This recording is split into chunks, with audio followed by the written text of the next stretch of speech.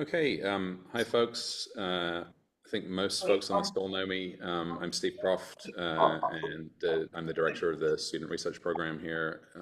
And it's great to have everyone with us this morning.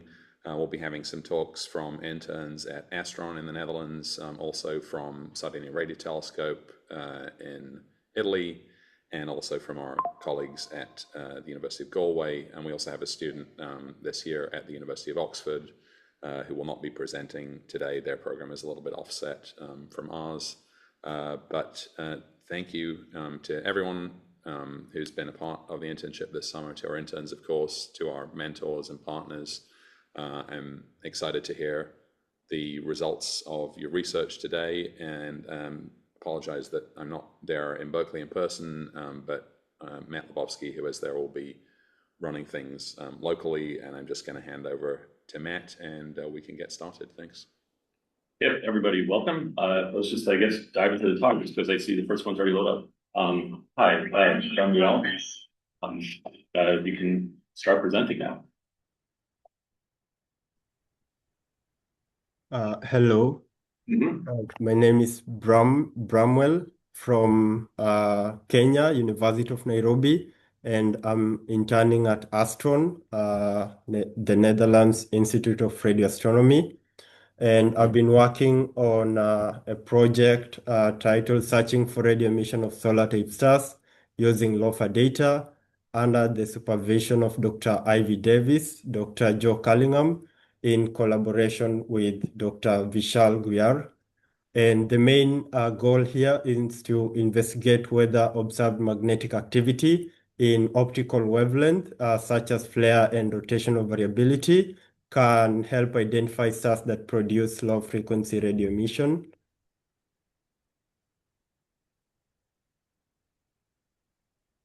Why stellar magnetic activity?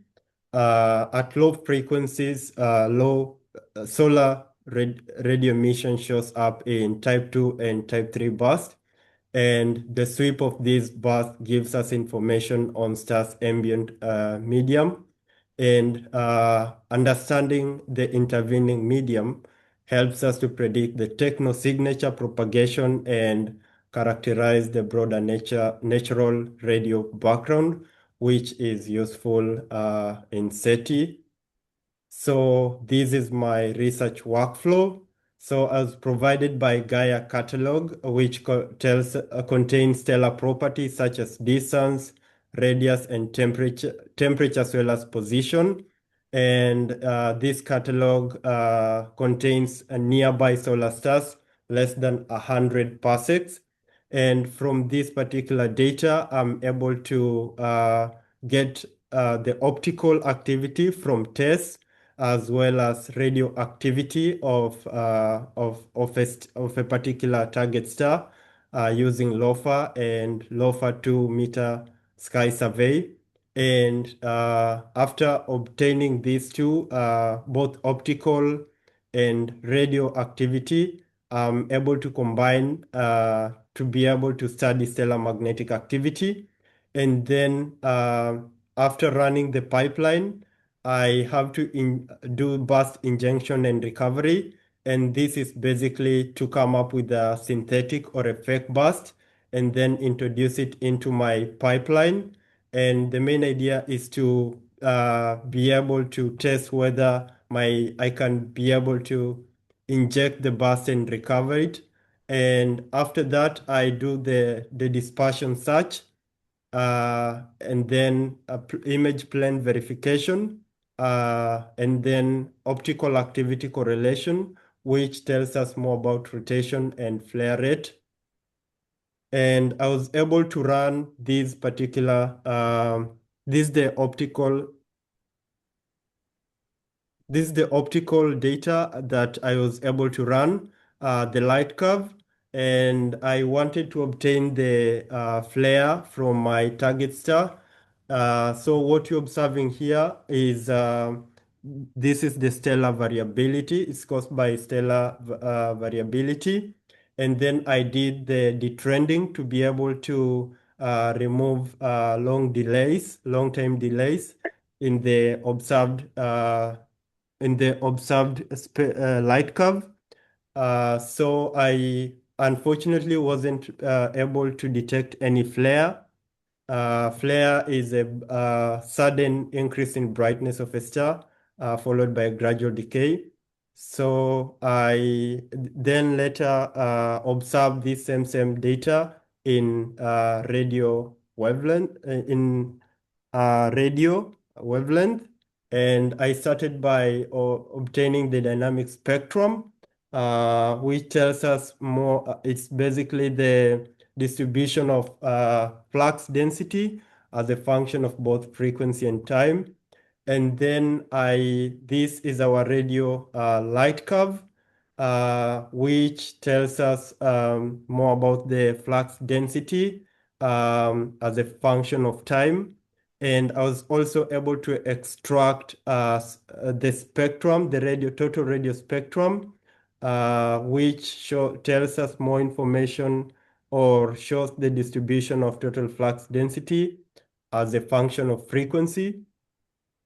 And then after that, I did the dispersion technique, which helps to correct the frequency-dependent time delay, which then gives us more, which makes it easier for us to obtain the burst. And my burst detection recovery technique actually worked, and I was able to detect a burst here, as you can see, which tells me that my pipeline works because I was able to inject a burst and later recovered it. And my future work is to test more burst injection and recovery technique, and be able to do the dispersion test on all relevant LOFAR data, and then eventually validate the candidate burst using CASA, and evaluate stellar properties that may inform burst production. And to conclude, we see that by cross-matching optical and radio activity, we can helps us to identify and characterize radio burst and compare them so that we get better understanding of stellar magnetic environments and ultimately improve our understanding of natural radio backgrounds, which are relevant to SETI.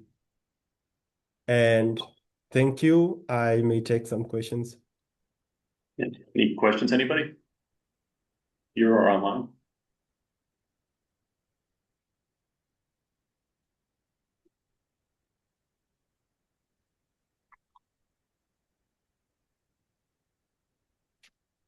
If not, maybe we'll just move along. Thank you so much. Okay, welcome. Next up, from University of Galway is Nisha. Oh, hi. Yeah, is everything looking okay? Yes, looks great. Perfect. So, hi everyone, I am Nisha Lowry and I'm one of the interns joining from Galway in Ireland. So I've spent my time over the last 10 weeks working on BLISS, which is the GPU-based search that Breakthrough Listen uses to hunt for narrowband radio technosignatures. So my work targets a specific blind spot in that search, which is signals that reach us smeared out across frequency. So I'll walk you through the problem, the filter I built for it, and the results, including on real telescope data. So let me start what we're looking for. A narrowband signal is one where essentially all the transmitter's power sits in a single very thin slice of frequency, which is just one channel. That narrowness is a hallmark of something engineered, where nature rarely produces it. So that's what BLISS hunts for. And to do it, it essentially reads the single brightest channel. But a signal doesn't just travel through empty space. From the schematic at the bottom, you can see on its way through it, it can pass through the turbulent ionized gas around its own host star, and that gas scatters it and smears that thin spike sideways into broad wings, which would create a Lorentzian shape. And the key consequence of which is that the power that used to sit in one channel is now spread out across many. So you can see on that right-hand figure, what that does. On the left is a sharp, narrow signal drifting across the band, which is a clear, bright line. And on the right is the same signal after broadening. That line is washed out into a faint white smudge, which you can barely pick out from the background. So when you broaden 1 hertz signal to just 10 hertz, only about 6% of the original peak height survives. But this energy isn't gone, it's just out in the wings.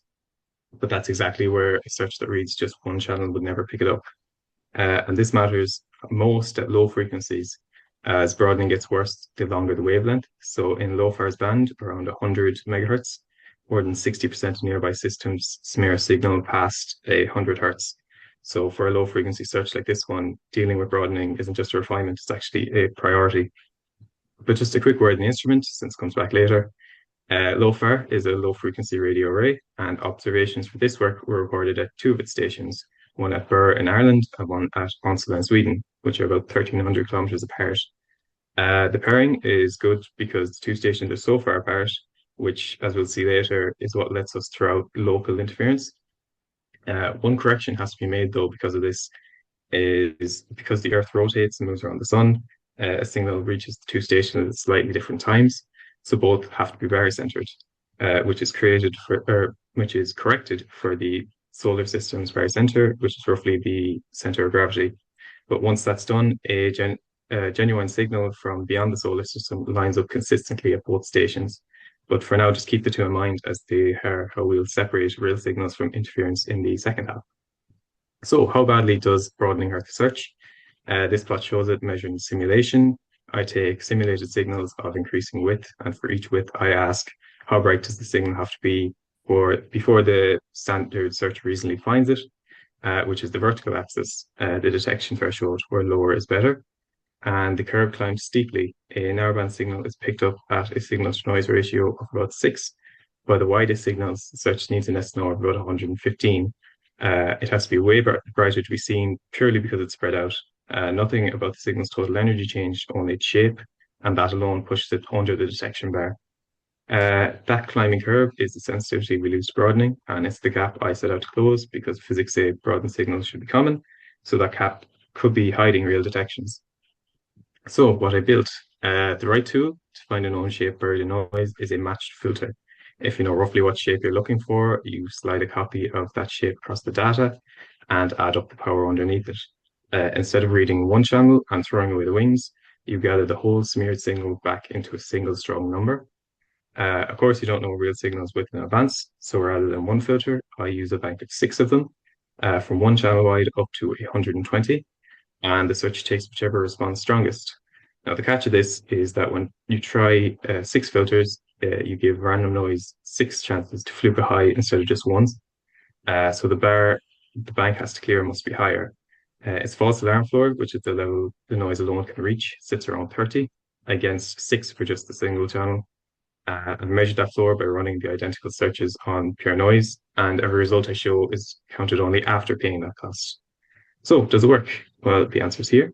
Measured in simulation, the dashed line is the bank's detection threshold, and the solid line is the standard searches.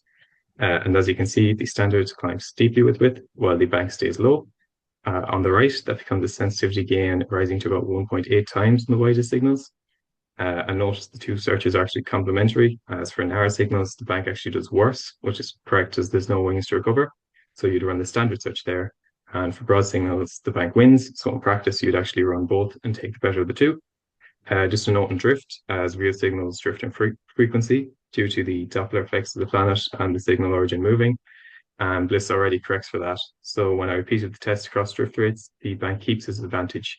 So nothing here actually depends on the signals being stationary. But everything so far was in simulation.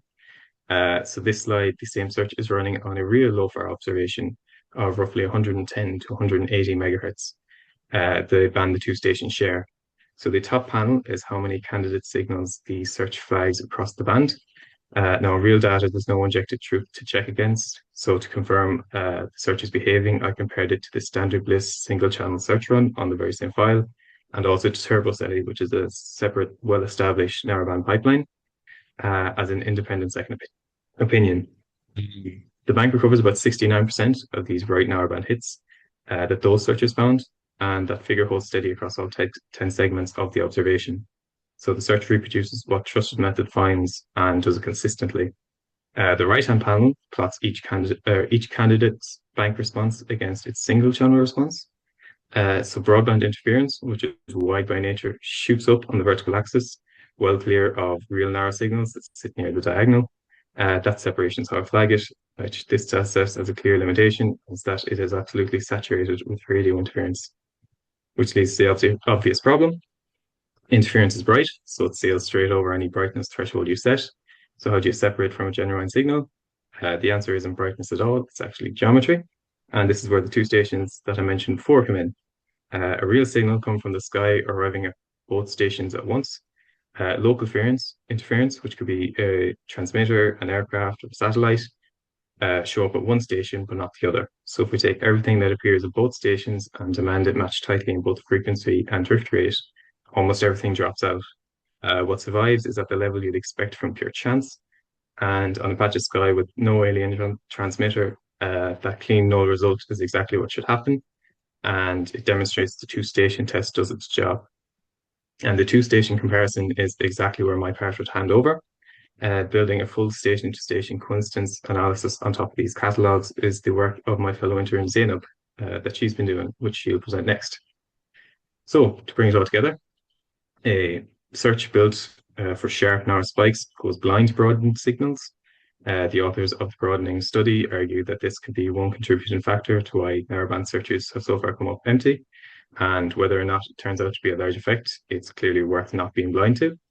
I built a match filter bank on BLISS that in simulation wins back to up to about 1.8 times the sensitivity on broad signals. So in practice, you run the standard and the bank one and take the better of the two. So it's validated in simulation, it holds up under drift and runs end to end on real dual-site LOFAR data, where the two-station coincidence provides the interference rejection a single dish just simply can't. From here, I'll continue to work on this and try to develop it into a useful tool via testing the method more broadly and moving the search from current prototype towards a faster production C++ implementation in BLISS itself. So thanks all for listening. I'd just like to take a moment to thank Aaron Golden, Vishal Gajjar, and Owen Johnson for the guidance for the last 10 weeks. And I know I've been ranting on for a while, so if anyone has any questions, but thanks for listening. Thank you. Any questions, anybody here or online?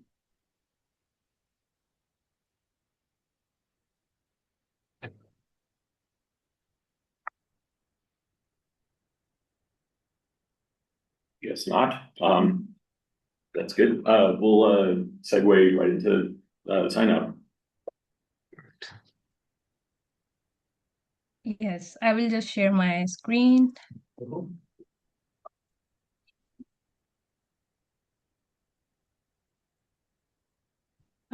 Is everything looking fine? Yes. Okay. So hello everyone. My name is Zainab Rehman, and this summer I have been working with in Ireland with the University of Galway, and one of my main mentor have been Vishal, which is present here alongside other mentors, which has helped me and guided me. So basically, I worked on using machine learning to compare possible broadened signals seen at two LOFAR stations, Ireland and Sweden. By broadened, I mean signals whose power is spread over tens of hertz rather than confined to a very narrow line. So basically, I started from an existing comparison model, tested where it struggled on broadened signals, developed an improved stage 4 approach, and then evaluated it on simulated pairs and real Ireland Sweden data. So the reason for using two stations is that Ireland and Sweden see the same sky, but because they are very far apart, as I think already mentioned by my other intern niche, they have very different local interference environments. So if something is genuinely coming from the sky, then after correcting for the Earth's motion into the barycentric reference frame, we expect its physical frequency and sign drift rate to be consistent at both stations. Its signal to noise ratio does not have to be the same. So the signal may be much clearer at one station than the other. This is why I don't require BLISS, the single station search tool, to detect the candidate independently at both stations. I use the union of the two candidate lists. So if BLISS find a candidate at only one station, I still look at the corresponding physical location in the other station's data and compare the two. Here you can have like a global comparison of architecture compared to, on the left is the model I inherited from the last summer's internship, which is called stage 4. So stage 4 takes the raw Ireland and Sweden cutouts, passes both through a shared neural network encoder, produces a learned representation for each station, and compares those representations using Euclidean distance. So when I evaluated this model on Broadened-Signal, I found that the raw view comparison became less reliable as the signal width increased. And on the right side, you can see what I added. So BLISS already provides the candidate frequency, sign drift, and width. I use that information to extract the same physical region at both stations, strengthen the drift, recenter the candidate, and integrate across its measured width. Those prepared views then pass through the inherited encoder, which I fine-tune through transfer learning, followed by a symmetric pair feature, so the station order does not matter, and also a learned MLP head that produces the final stage 4 score. So putting it simplest way to think about it is BLISS tells us where to look, and stage 4 asks whether what Ireland and Sweden show there is consistent with the same event. I then tested both stages, stage 3 and stage 4, on the same 10,800 simulated match and mismatch pairs, covering signal width from 10 to 100 Hertz. The plot uses AUK to measure how well each method separates matches from mismatches. 0.5 here is random ranking and 1 is perfect separation. Stage 3 reaches 0.818, while stage 4 reaches 0.993. Because both methods were tested on exactly the same pairs, I can also measure the improvement directly, and which is like an AUK gain of 0.175 with the full 95% confidence interval remaining above 0. So stage 4 gives a large and consistent improvement in separating matches from mismatches. These are the same 10,800 pairs, but now using a single fixed cutoff to decide match versus mismatch. Here, stage 3 recovers 2,412 of the 5,400 true matches, while which is essentially 44.7%, and stage 4 recovers 5,201, or you can say 96.3%.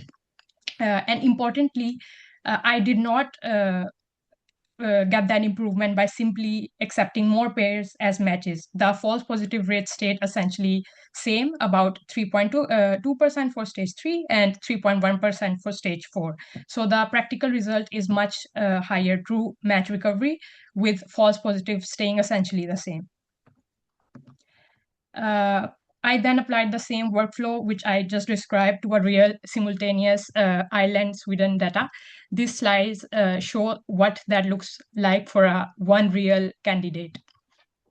In this example, BLISS detected a candidate in Sweden only. Because I use the union of the candidate list, I still look at the corresponding physical location in Ireland. The top row here shows the raw station views used by stage 3, and the bottom row shows the same candidate after the stage 4 preparation. With stage 3, this candidate ranked near the 99th percentile, so it looked highly match-like relative to the other pair-like candidates. So with stage 4, it dropped to around the first percentile. So for this candidate, stage 4 rejected it as a cross-station coincident candidate. The two station views no longer looked consistent with the same event in that sense. I also wanted to check that the BLISS search and recovery workflow works on real station background. So I injected 130 Hertz broadened signal into separate copies of the real Ireland and Sweden data, and then BLISS search both files independently. The yellow line shows the injected signal, shown here only after the search for comparison, and the dashed line shows what BLISS recovered.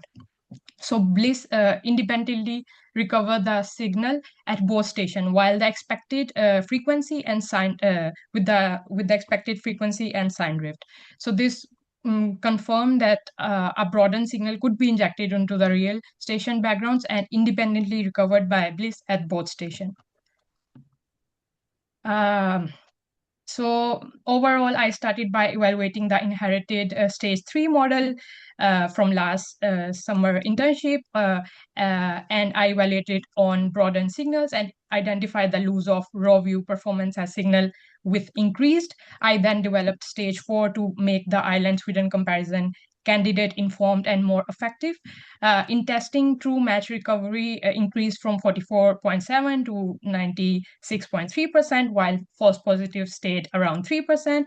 I also applied the workflow to real simultaneous Ireland-Sweden data and demonstrated independent BLISS recovery of a broadened signal in both real station backgrounds. The next step would be to apply all this into a more multi-event test B, which I have named it to quantify BLISS completeness, stage 4 coincident performance, and the full end-to-end pipeline across a larger set of signals and backgrounds, and which you can see like how it would be worked. First, we would inject like injection, then blind BLISS, then we will apply stage 4, and then we will see how well it worked. And from that, the goal is to bring the completed research together into a publication. And thank you so much, everybody, for listening. And I would feel free to ask any question, if any. Thank you. Any questions?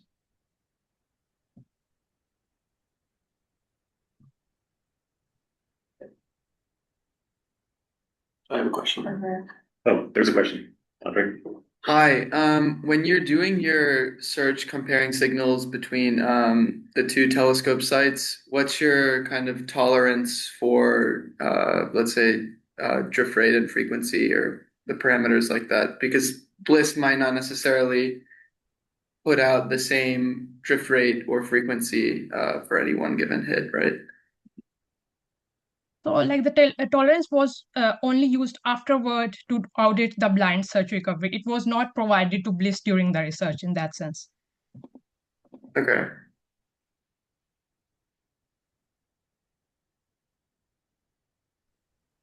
We are using actually the window, like this all is fed to the ML pipeline. So the ML pipeline is actually seeing a much larger window.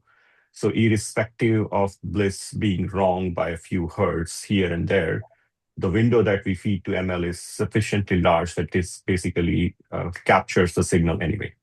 If that answers your question. Yeah, that makes sense. Thank you. Yeah, so basically the injected drift in my case was around plus 0.0600 hertz. And so just to give you a figure, and for Ireland, I mean, I think I did not put it, or maybe I did put it. So for Ireland, it was around that. And for Sweden, it was a little bit less. Yeah. So both were comfortably inside tolerance of what BLISS recovered in that sense. Cool. Thank you. Thank you so much. All right, moving on. Next up is Luigi.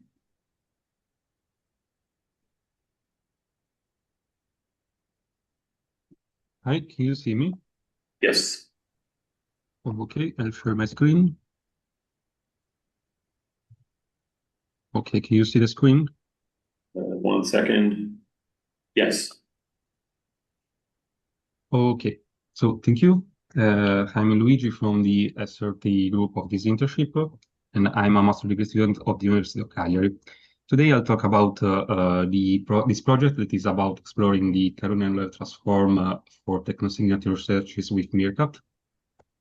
And we begin with a little theory.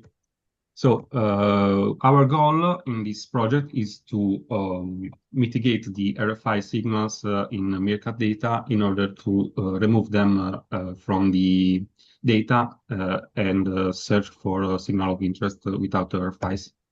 So we do this by using a KLT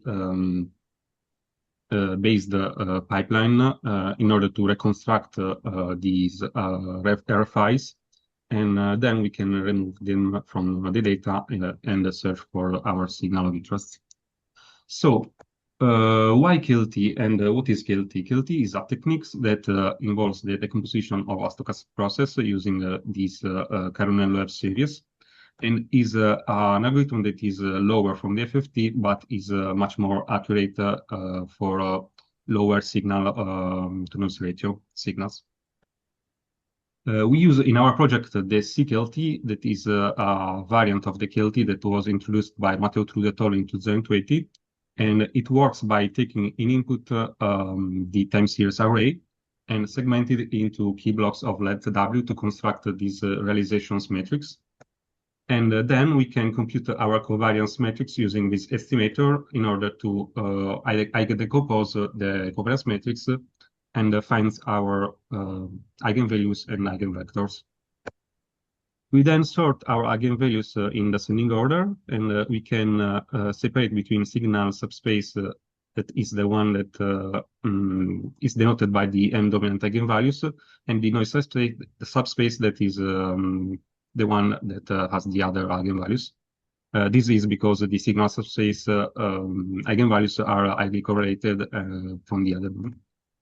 And then we can use the M eigenvectors that span the signal subspace signal subspace in order to reconstruct the signal using only eigenvalues that we denoted as signals. So how can we choose how many of these eigenvalues correspond to signals? We use a Krishman and Nadler algorithm that is an algorithm developed by Krishman and Nadler. I won't go through all this, but the main idea is that we can do a recursive hypothesis test because we know how the noisy eigenvalues will distributed, and this is according to trace window distributions. So we can do a recursive hypothesis test until we find an eigenvalue that distributed as a tracing window distribution. And so we can separate it from signal subspace to noisy subspaces. We validated this pipeline on Voyager 1 data. In the left panel, you can see the input waterfalls, and on the right panel, the reconstructed one, in which we can clearly see the signals line. So then we perform different simulations in order to find what is the lowest SNR at which we can reconstruct the signal. These are simulated data using SETI-Gen, and we find that this threshold should be approximately around 1.3 multiplied to 10 to the magnitude from injected signal. We perform also other simulations from on the right panel. For example, you can see the plot about how well the Krishman and Nadler algorithm could find how many eigenvalues are dominant, and it works pretty well above the threshold of the SNR that we found earlier. And then we have the question about how can we go from the CKLT to MeerKAT data. And we do this by using an MRKLT algorithm that was also mentioned in the Matteo Trudeau et al. Paper. That takes in inputs a two-dimensional input array. And this is what we need because with MeerKAT data, we have multiple antennas, and we have a time series for every antennas. So the realizations matrix that we see earlier from the CKLT, we can construct this time using the antennas and the time series for the antenna. And then we go through all of what to what we see earlier. So we covariance matrix and the decomposition. So we apply this pipeline on real MeerKAT data. These are timestamps data. And these are just two examples of this applying algorithm. And it works pretty well also in this one cases. So we have now all the ingredients to build our pipeline that works like this. We have our input multi-antenna array data.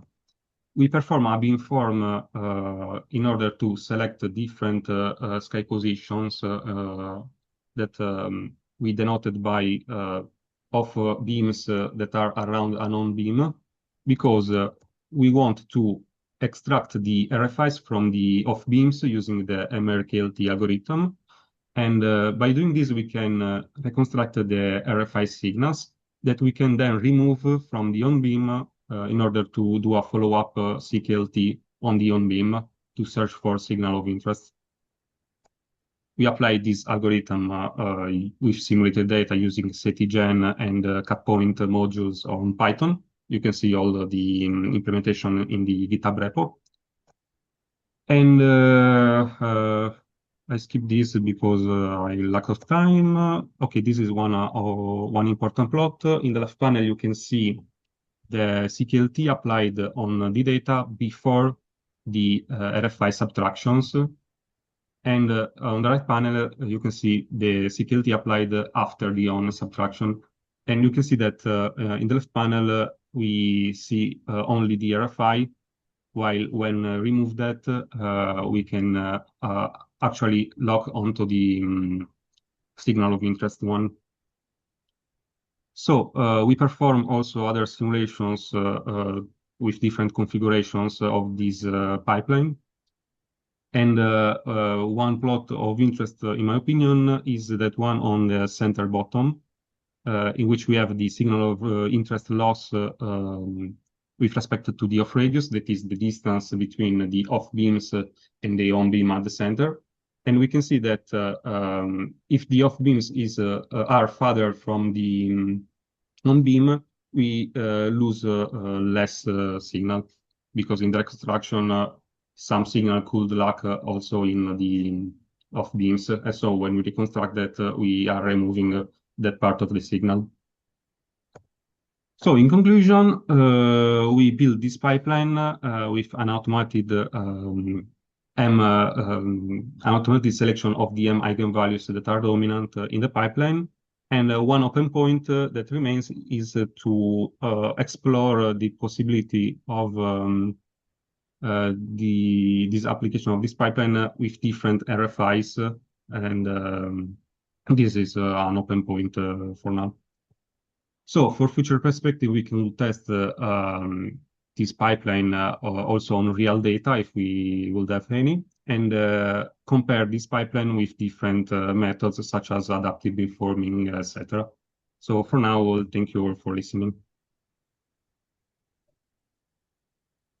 Great. Any questions, anybody?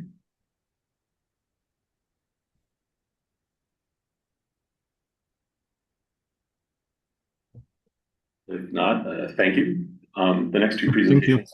Yep, thank you. And the next two presentations are pre-recorded, so bear with me as I load them up here.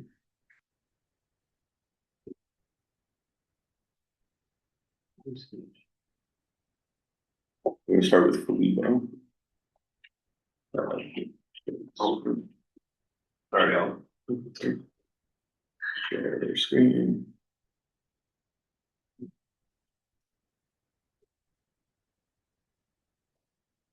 Everyone can see that, and definitely let me know in the chat if you can't hear it. Hi everyone, I'm Filippo Zuddas and I'm a third year bachelor student in computer science. Sorry, Matt. We are seeing the screen from Federica's talk, but listening to Filippo. Oh, that's interesting. Okay, let me stop sharing. Not sure why that's happening, but let me just try this again. Gotcha. Thanks for the heads up. Oh, okay, here we go. share the room. I have 2 QuickTime players up. Start. There we go. Hi everyone, I'm Filippo Zuddas and I'm a third-year bachelor student in computer science and data analytics at the University of Cagliari. And this is my final presentation of my project Platypus, dedicated to searching for technosignature in the exotica catalog using unsupervised anomaly detection. So this work was conducted at the Cagliari Astronomical Observatory, and with my colleagues Federica Cibardo and Luigi Sotgiu, we had the opportunity also to visit the Sardinia Radio Telescope site.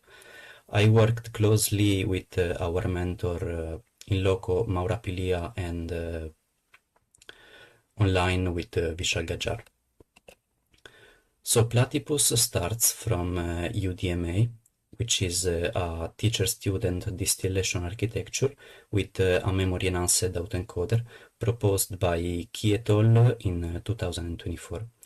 In their original paper, UDMA detects anomalous spectrum usage in wireless and IoT networks by comparing a frozen teacher networks against two students trained on normal spectrum. We adapt the same architecture and retrained it on normal noise and RFI from the Green Bank telescope observation, and then applied it to the breakthrough list and exotica catalog composed by rare, unusual, and extreme astrophysical target. The whole approach is completely unsupervised, so there is no labels and no assumption on signal shape. So there is the architecture at a very high level. We have a spectrogram in input that goes into 3 networks, a frozen teacher, which is a vision transformer masked autoencoder, and 2 students. One is a plain autoencoder and one is an autoencoder with a memory module. Each produces its own feature representation, and we measure how much they disagree with each other.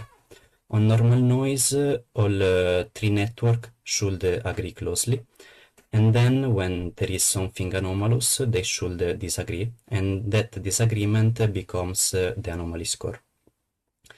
This animation on the right shows how this process works during the training. So for every normal signal, the teacher and the student model move towards the same point in the feature space, so the loss decrease and they converge. And then when we have a signal that the model has never seen, like these smiley faces, and this type of signal doesn't belong to any known cluster, so it lands in an unknown territory in the feature space, and the teacher and the student disagree strongly, and that large disagreement is exactly what flags it as anomalous. So the project has 3 main phases. First, the unsupervised training. The model learns what normal from the real GBT noise and RFI with no labels and no example of signal. Second, we have conducted a sensitivity testing and doing an injection recovery test where we inject synthetic signal on a real noise frame. We have injected different type of morphology and then measure how well the model recovers them under controlled condition. And third, the actual search on the exotica data. There is a sliding window that score every real cadences, and then there is a filtering pipeline that reduces thousands of candidates to a short list for manual review. I test the model against different signal morphology, not just on the classical narrowband drift signal. And as you can see, here there is some example of simulated data, simulated signal with SETI gen. And at the right of every example, there is a plot of the recovery versus signal-to-noise ratio. On almost every cases and every morphology, the pipeline recovers essentially all injected signal at moderate to high signal-to-noise ratio. And the core result is that the model isn't specialized only on the narrowband signal, but can generalize to arbitrary morphology. The only clear weak spot is the wideband continuous signal that recovered only around 70%, even at a high signal-to-noise ratio, and this need absolutely a more deep investigation. So the available data were at high spectral resolution and came from the Green Bank telescope observation. We had a total of 905 cadences across like 22 targets and between 1 and 12 gigahertz.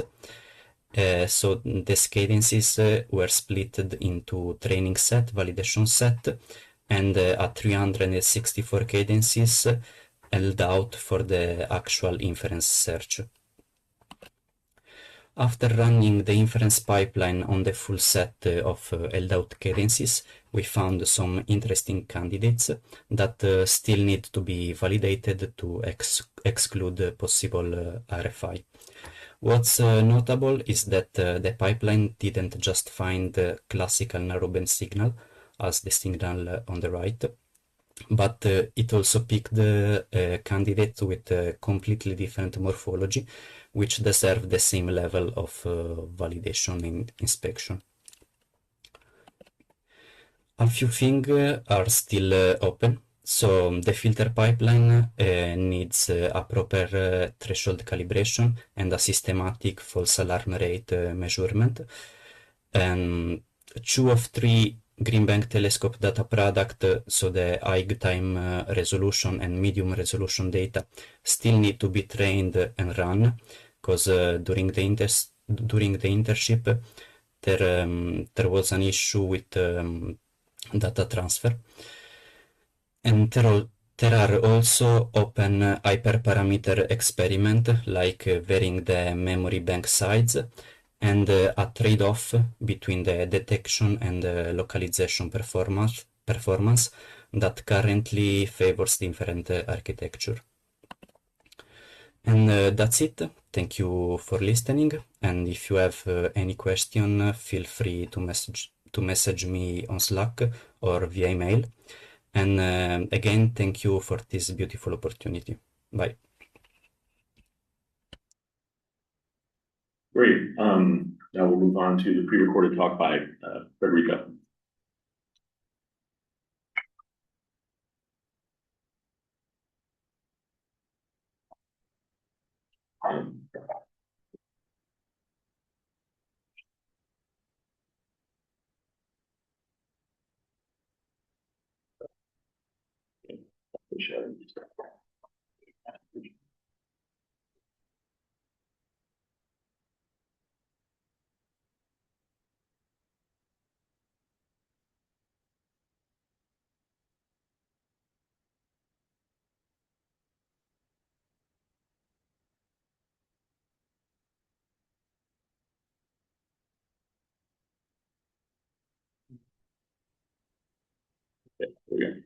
Good morning, everyone. My name is Federica Cibardo from the University of Naples, Federico II, and I'm at my second year of my Master in Astrophysics.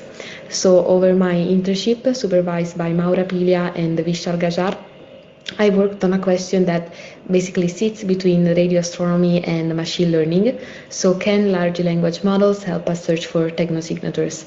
And let me walk you through what I found during my internship in Sardinia. So let's start with the problem. We know that modern radio SETI experiments produce enormous volumes of data across the many telescopes around the globe, and future searches will need fast, reliable ways to pick out interesting signals and, just as importantly, to reject the huge number of false positives caused by human-made radio interference. So the possible solution is that, and basically what my project is based on, is that multimodal, so models that can both see text and image, large language models are becoming genuinely useful tools for scientific data analysis.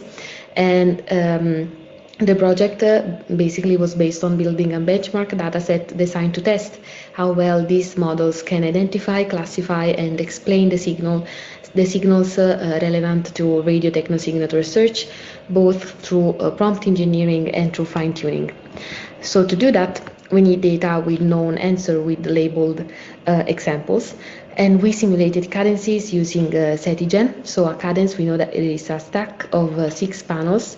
So the telescope alternates between pointing at the target star, so the on panels, and at a blank sky, so the off panels. And basically this alternation is the whole trick, as we can classify and distinguish between a possible SETI candidate and an RFI, so a human-made radio interference. On the left, we can see a possible SETI candidate, so a signal present only when we point at the target star of our interest. In the middle, just background noise, so nothing there. And on the right, RFI, so interference. And there is a signal that shows up in all the panels because it's made from humans and it comes from Earth. Of course, I didn't stop at clean examples, as we wanted something that could be more and more similar to real data. And real interference is messy, so I generated cadences with more complex RFI, so low signal to noise interference, drifting lines, and even sinusoidal wavy lines. And this variety, of course, is at the base of a complex and trustworthy benchmark that could be a fair test. So then I took a controlled experiment, so candidate signals fixed their width and made them fainter and fainter, so lowering their signal to noise ratio to find each model's detection threshold, and I tested 7 models. So at a first glance, looking at these graphs, that is candidate detectability versus SNR and their recovery, the smaller models seem to perform better. So we have Quen with 0.8 billion parameters, Lava, Quen 2.5, they recover signals down to the lowest SNR level, so while the bigger models seem to struggle. And that's surprising, that's a little suspicious. So the question is, are they really detecting or are they just guessing and flagging everything as a candidate? To answer that, I added images with pure noise, so no signal at all, and counted how often each model still flagged everything as a candidate. And here's the real picture. So the models that looked so impressive, so the smaller ones just shouted candidate almost every single time, and they're not detecting anything, they just say candidate to everything. And the bigger ones are much more cautious when giving the answer. So only 3 models are genuine detectors: Quen 3.5 with 9 billion parameters, Gemma 4 billion parameters with 0 false positives, and Quen 3.5 with 2 billion parameters with 10% of false positives as a response. So let's look at the reliable models individually. From the Gemma family, Gemma 4 billion parameters is essentially nearly blind to faint signals, so its detection threshold sits around SNR 17. So it's trustworthy with 0 false positives, but it only sees the stronger signals and loses the weaker ones. The 2 Quen models side by side, the 2 billion one has a slightly lower threshold, around SNR 11, but it comes with some false positives, while the 9 billion has a higher threshold, around 13, but it is completely clean on noise, so 0 false alarms. And despite the higher threshold, the bigger model performs better overall, because in a real pipeline, a false alarm cost the researchers times that they don't have. So from here on, I focused on Quen 3.5 with 9 billion parameters. And I tested a lot of models with a lot of different methods, starting from Quen 2.5 with Viridis, that is the color map, and 0 shots examples that gave really a not so promising result. Tested the same model with a different color map to see if the higher contrast would help the model classify SNR from candidate, and added an adjustment to the prompt, gave 87.7. When I went to Quen 3.5, I figured that the color map didn't really matter, but what mattered the most to a bigger model was actually the prompt engineering. And I actually got the Quen 3.5 to give 100% of accuracy with VDS as the color map, that is the also color map used for the real dataset, and few shots example. Here's the matrix of confusion, where I got out of 297 images, of course, the test cadences all corrected answer. So candidate, verify, and noise, a perfectly clean confusion matrix, and the model generally read the on-off structure. That was the trickiest part, that and the mixed candidate and verify signals. So simulated data, of course, is not is the easy part, and the real test is the real data, where we can see that, of course, the signals are mixed. So we took real breakthrough lists and cadences and applied the same few shots method. So ran it to the same code, and actually works. So the model correctly picks out the candidates. So those faint thin threads visible only in the on panels, even when they sit next to strong interference. And it doesn't just give an answer, it actually explains it. That is the main focus on the project, because the model reasons. So the track is visible in panel 3 and 5 only, absent from the off panels, as we can see in the picture, and there's also an verify line running through all of them. Therefore, the model responds as with the candidate. And that kind of transparent reasoning is exactly what we want in our scientific pipeline. So not a yes or no answer, but a justification that you can then check and then better the model. So the next and final step would be the fine-tuning. From my work, fine-tuning, of course, it's promising, but not yet production ready.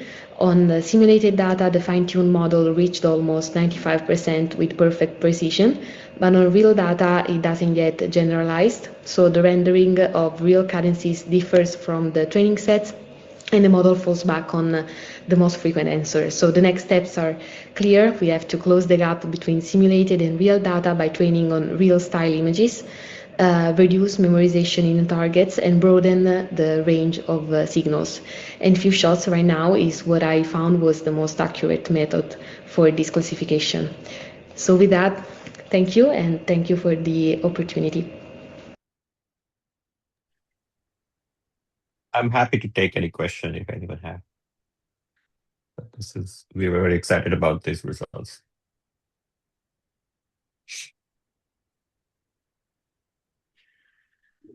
Okay. What are the reasons it's not performing super well in the real data? What is the reason it's not performing super well, or why it's performing on the real data? Yeah. Can you repeat the question? I don't think I caught it. Yeah. What are the reasons right now that the LLM is not performing super well on the real data?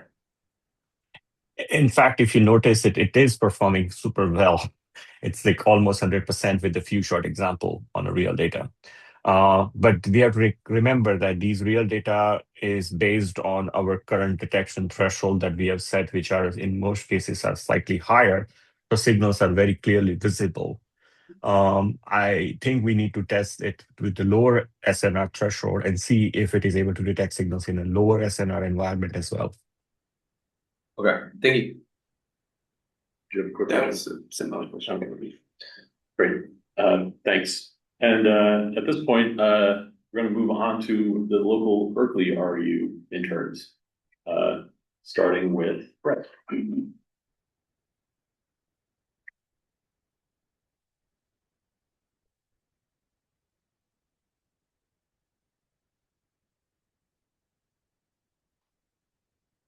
All right. Hello, everyone. I'm Brett Hopkins, and for the past few months, I've been working on the digital system for the Earth-based LIF-3 telescope. So if you are familiar with the LIF-3 telescope, it is the Lunar Far Side Technosignature Intransient Telescope. And this telescope, it's planned to land on the far side of the moon in a few years. And the main reason for doing so is that on the far side of the moon, you're free from all of the RFI that's on the Earth. And the idea is that we can kind of get this radio astronomy data in this environment that would be similar to what you'd have in the United States in maybe like the 70s or the 80s before these cellular networks and satellite networks took over. So this is the LFT-3 telescope that's going to land on the moon. What I'm actually working on right now is the LIF-3 telescope that's going to be Earth-based. It's going to serve as a wide field scanning survey type radio telescope and also a little bit of a prototype for the moon-based version. On this telescope, the main instrument is the UHF antenna array. It's this 48 element dual polarized Vivaldi antenna array, and it's fed into this this blast matrix analog beamformer. On the output of that analog beamformer, we get 10 of these dual polarized beams. And so all 10 of those dual polarized beams are going to be fed into the spectrometer, and the spectrometer is what I've actually been working on. So it's taking the 20 inputs of the 10 beam or dual polarized beam output, and then it's also taking 2 more inputs from a very high frequency antenna.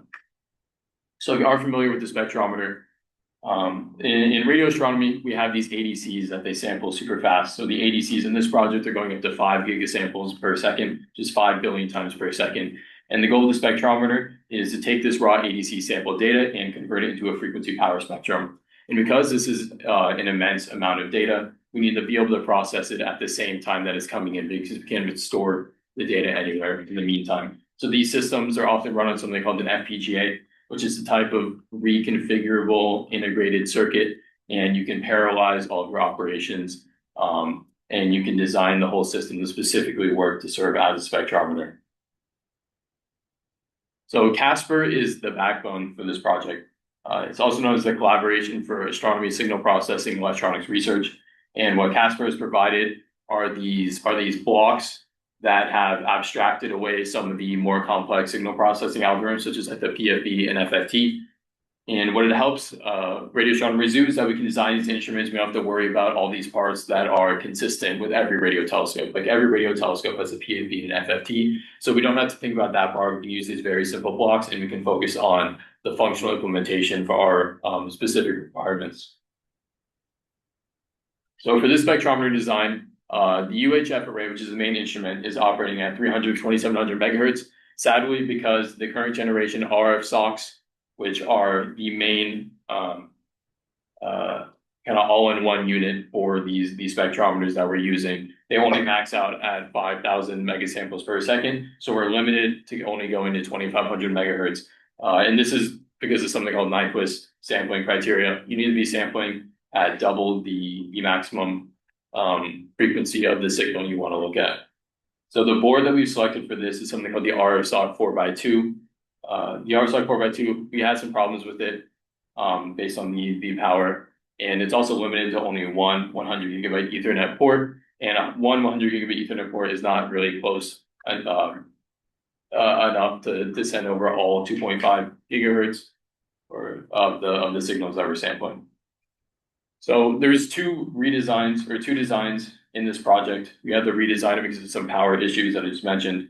So in the first design, what we had is we were able to send over 138 of the 256 frequency chunks, and these chunks are just 16 frequency channels. So we actually got over is around 1347.7 megahertz of instantaneous bandwidth. But because we were running our FPGA fabric at a super high clock rate at 460 megahertz, the power it drew into the main chip was more than the board could supply, and just running this after a few seconds would crash the entire system. So we had to move over into decimating our samples by 2, and this allowed us to run our FPGA fabric clock at half the rate as it was before. And in the end, our power draw was like 2/3 of what it was before, and it safely stood under that 40 amp power limit. But the main drawback here is that in the first version, we could send channels that were anywhere in the spectrum. So for example, you could be looking at a signal that was at 400 megahertz. You could also be looking at a signal that was at 22 megahertz. You were just limited to only sending over 1,347.7 megahertz of this entire spectrum. But in the V2 version, we are limited to sending 1250 megahertz around this sweeping NCO signal. So in this case, you cannot send over a signal that was at 350 megahertz and a signal at 2250 megahertz. They have to both remain within this 1250 megahertz window. And you can adjust this window so it's sliding around the entire band, but they both have to remain in that window. So this right here is an example of a packetizer. It's a little bit hard to understand, but the main things you need to know is that when we send over all of this data through our 100 gigabit Ethernet port, we have to order it in a way so that whatever is downstream understands exactly how to read this. So the main part, or the part on the top, is something called the header. So in the header, what we're sending over is the timestamp, and then also something called the B index. So the B index here is a result of me needing 4 packets to send over every timestamp, and then that B index gives me the index of the sub burst, or of the packet in that burst of the timestamp. And in this packetizer, what we have is the beam as the fastest moving index. So I'm sending over one beam, the next beam, the next beam for an entire channel, and then I'm going to the next channel, and then I'm going to the next timestamp. So if you want to see what this looks like in Simulink using the Casper tools, is we have a lot of these like fundamental logic blocks. There might be registers, FIFOs, multiplexers, counters, logical gates like and or, and we use all of these together in order to rearrange our samples, and we can put it in that packetization order so that we can send it over through something called the 100 gigabit Ethernet core. And that 100 gigabit Ethernet core is what's actually coming from the Casper toolset. Everything else here is built from some of the fundamental logic blocks from the Xilinx system generator. So this is an example of the single channel output of the system. This is on the V2 design, so the 1250 megahertz around the NCO. So what we have here is the NCO set to negative 1.875 gigahertz, and then we have an injected signal at 1.8 gigahertz. This injected signal is coming from like an off-board signal generator, and it's being fed through SMA cable into the RF-SOC 4x2. So the middle spectrum there is what's going to be coming from the packetizer. So this spectrum has been averaged tons of times over through all the different packets that were sent, and then it's also been re-quantized. So this is only 8 bits, and then the bits the original FFT outputs 24 bits, so we cut off 16 bits from there, and you can select which bits you're actually sending over in case you have a signal that is maxing out the level that you're able to express. But the spectrum on the top is going to be that FFT, but at the native resolution. And on the bottom, you can also see the raw ADC voltage, which is also coming at the native resolution. So far, I've also gotten this working with the 4-channel spectrometer. It's pretty much the same thing, but it's running on all 4 channels concurrently. And there's still a few more parts that need to be finished. One of these parts is a voltage ring buffer, so we can actually store some of this raw voltage data and send that over if you need it for further analysis. A few more things is I need to put the numerically controlled oscillator information inside the packet header. I need to work on the sync system so I can sync up all of these boards, and then also set up the RFDC so that it can link to just one PPS signal, which also helps keep all the boards in sync. All right. Great, thank you. Any questions?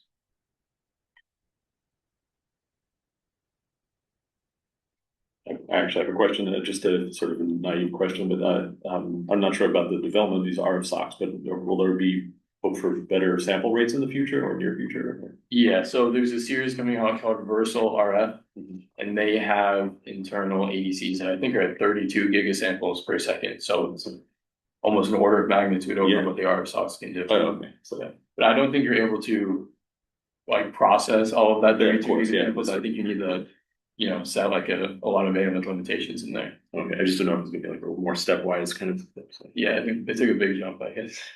Cool. Thanks. Great. Nothing else. Kenny is next.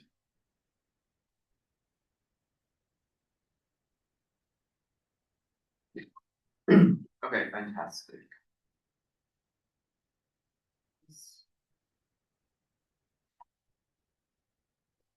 Okay, perfect. I have a lot to say and not a lot of time.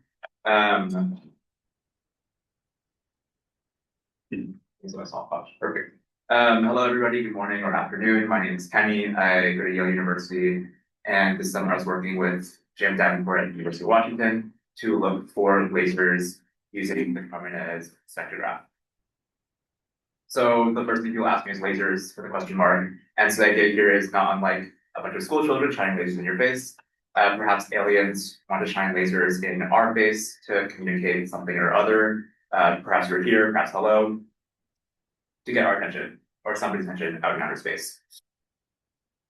And specifically what we're looking for is this sort of middle image where the laser is not only outside of the stellar atmosphere, so it's not bonded by any of the star's behavior for the most part.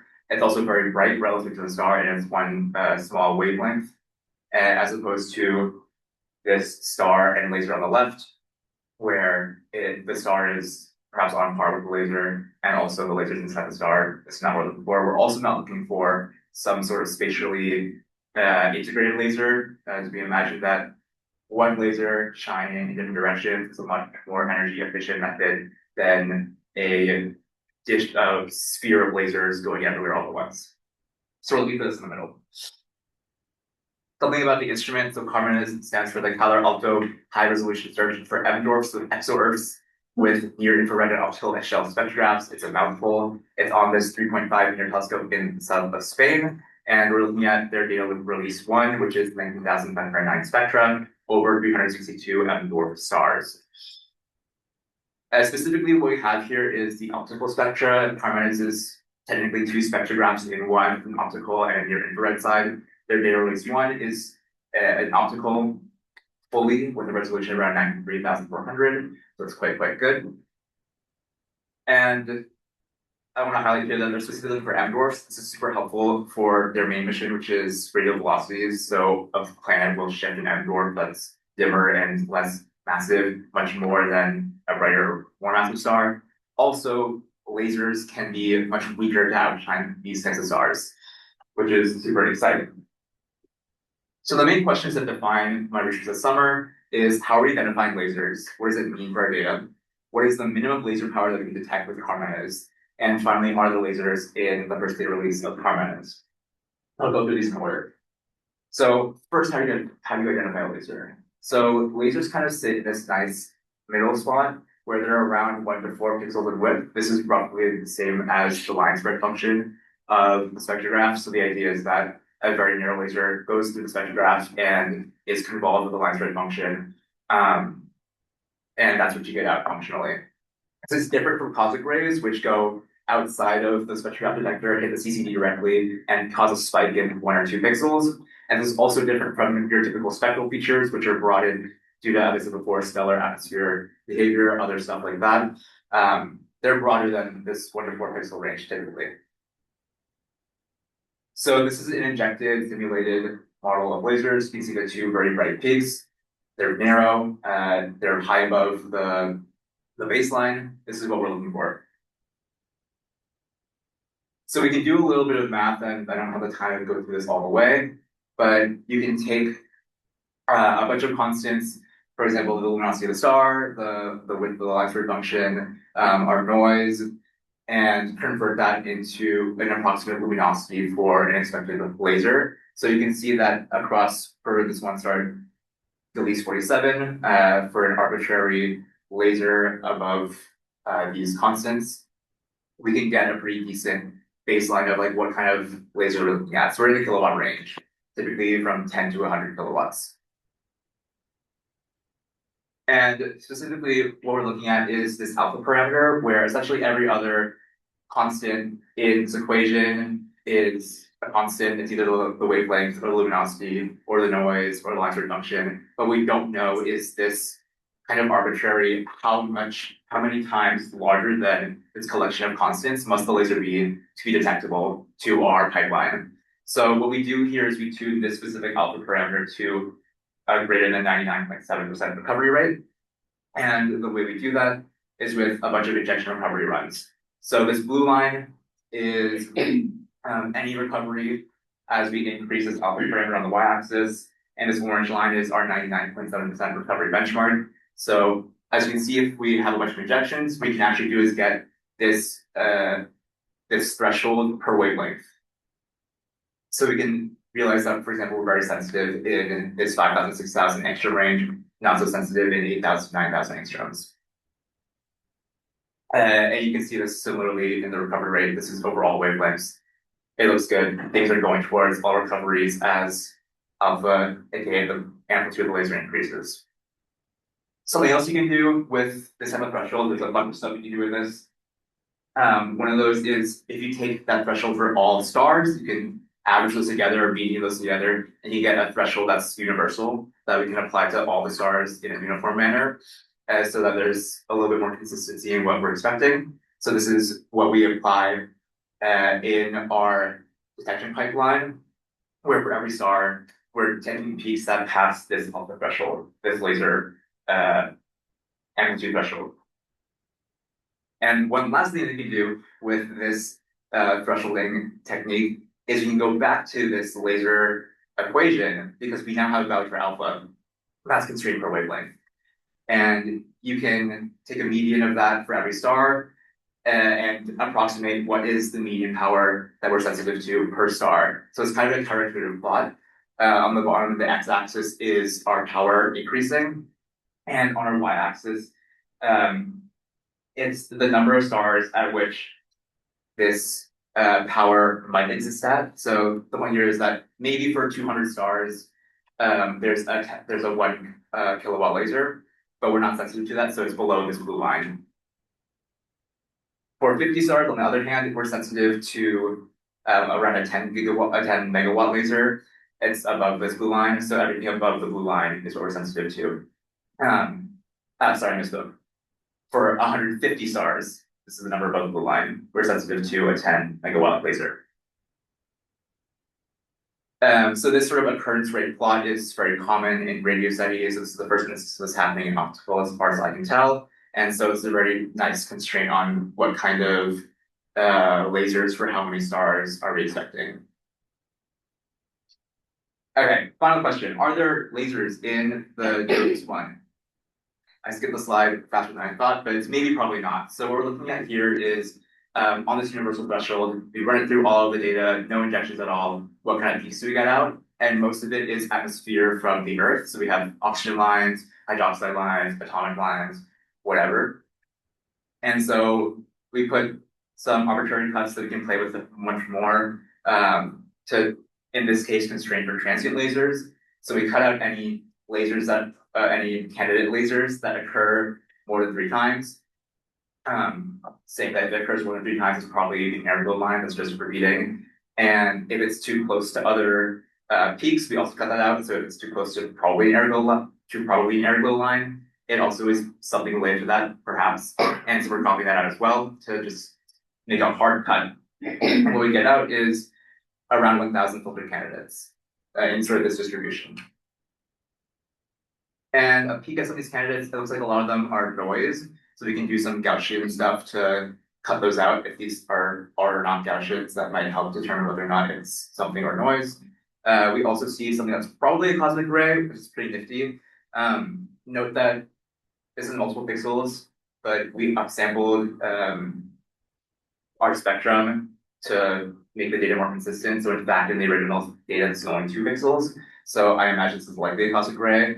I will have to do more reading into that. But yes, that's that. I'll leave the slide on the board. 2 minutes over time, apologies for that, but I'll be happy to take any questions. Great, thank you. Any questions, anybody? I have one. Am I supposed to unmute on here or something? Oh, no, you can stay here. Okay. Really interesting talk. I was wondering what types of processing you do to the spectra, and if that's different from when people process spectra for like RVs or star characterization with Karhunen-Loève. Yeah, I'm not super in tune with what they do for RVs, but I know that a significant thing is that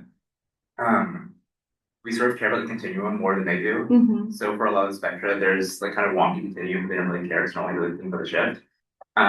Wonky continuum, like from post removal of the continuum, or like just in the spectra to begin with? Just in the spectrum. I imagine it's something to do with observation. This is like an instrumental thing that I'm not super familiar with. So that's something that we have to deal with. And so like when we characterize our noise, we have to marginalize over that. So we take in not only the noise of each flux spectra, but also compare how much it varies to the rest of the observations to try to get rid of those the contribution by the swampy spectra.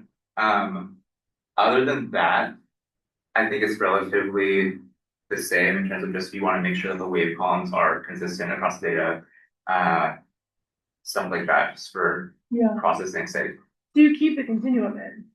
Yes. Oh, that's okay. Cool.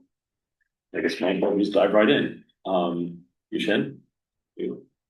Hi everyone, my name is Si Chen. I'm a rising junior at Amherst College, and this summer I worked with Dr. Press on looking for pulsars in the galactic center. And why are we looking in the galactic center specifically? It's because the galactic center hosts the highest number density of stars in the galaxy, and it's also the most energetic region, which makes it a good place to look for SETI and for pulsars. And because of how energetic it is, we predict a lot of pulsars in the galactic center, but we haven't detected them. And this might be due to the complex environment of the galactic center. So detecting pulsars in the galactic center would help us learn more about the extreme physics happening at the galactic center and learn more about its environment. And here's BL pulsar, which is a millisecond pulsar candidate found by Dr. Press using the GBT. It has a period of 8.19 milliseconds and a dispersion measure, which is the number of free electrons between the telescope and the candidate. So, which roughly corresponds to how far away the candidate is. And its DM is 2800. And in the plot, you can see two sharp peaks. And in the frequency plot, you can see that the signal is distributed across many different frequencies rather than just one. And in this plot, you can see the beam width of the GBT observation that this candidate was found in. And we followed up with 8 hours of observation with the BLA. And here you can see a plot of the beam width for the BLA observation. It's a lot smaller, which means it's more sensitive to a much more localized region of the galactic center. And here's more information about that BLA survey. It was conducted at X-band across 3 days in 2025, and it consists of 33 total files with 11 files per day, and each file lasting about 10 minutes. So, which leads to a total observing time of 8 hours. And it was conducted at the D configuration, which is a configuration where the antennas are most tightly spaced together to allow for a larger field of view. And this summer I ran Presto, which is a program to look for pulsars and particularly binaries on the new BLA data. The pipeline consists of detecting and removing RFI, correcting for dispersion, searching for periodic signals in the data, and then folding on the strongest candidates to try to strengthen any signal. I ran the search over a DM of 0 to 5,000, and I was able to finish running the scans across all 3 days for Zmax equals 0 and Zmax equals 200 searches. And here Zmax corresponds to the maximum acceleration that Presto accounts for. And I also was able to run some Wmax searches for day 1. And here Wmax, it corresponds to the maximum change in acceleration or jerk that Presto accounts for. But it also takes a lot longer to run than the Zmax searches. And so I've only been able to get through a bit over half of day 1. And if you're looking at the table, you might also notice that on day 3, there were a lot more candidates that were found for the Zmax searches compared to day 1 and 2.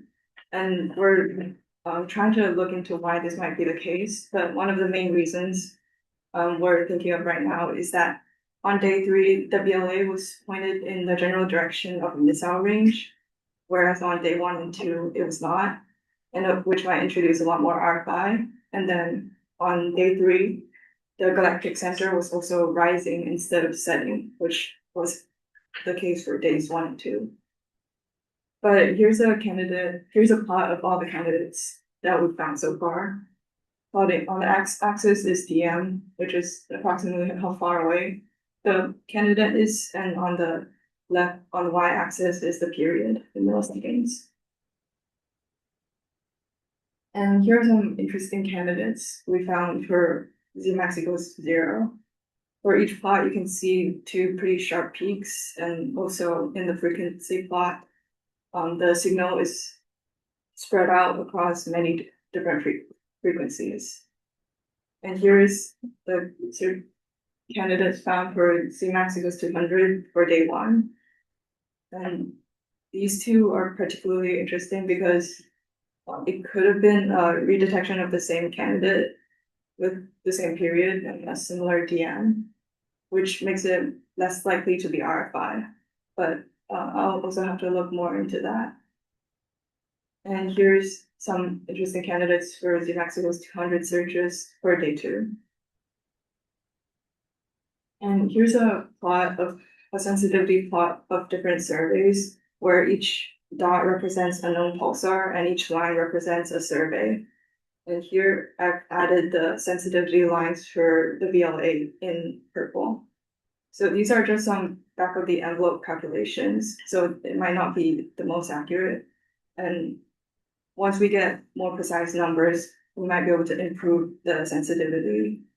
And another way to improve the sensitivity now is to, instead of running Presto on the individual 10-minute files, as I've been doing, I can combine the 11 10-minute files per day and into a 2-hour file, and then run Presto on that.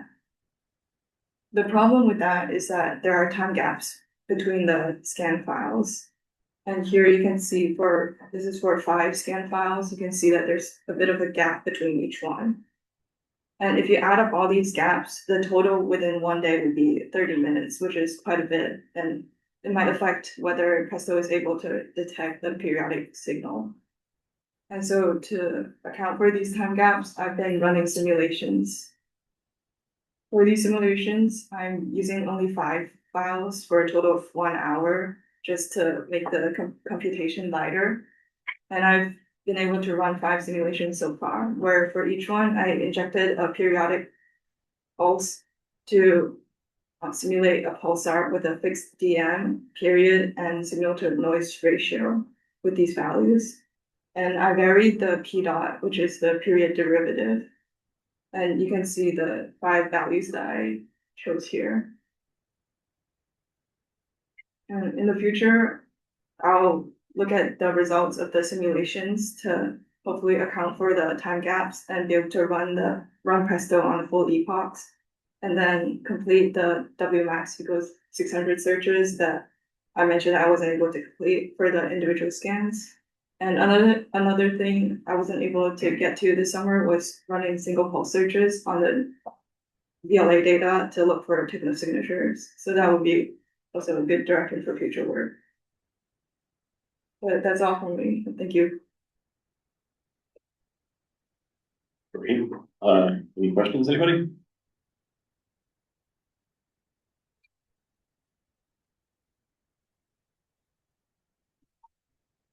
All right. Thank you. Well, I can ask a question. Each, are there any plans to look through the some of the candidates that you found to see if they're detected in any other scans or epochs? Yes. For each of the plots of the interesting candidates I found, I'm also planning to go back through all the candidates and see if there are any other candidates that around the same period in DM. Cool. Thank you. And Shami, I saw you raised your hand as well. I was going to ask the same thing as Karen. It's fun to see Karen's student working on this project. Are there plans for follow-up observations maybe at these specific locations and beams? That I'm not too sure about. Yeah.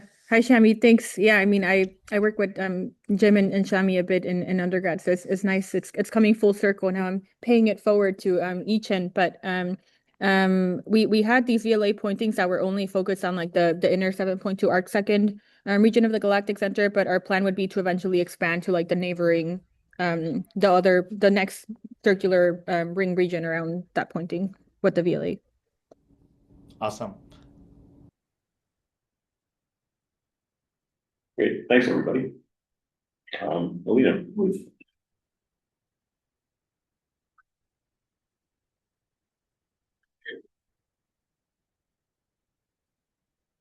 Okay, awesome. Hi,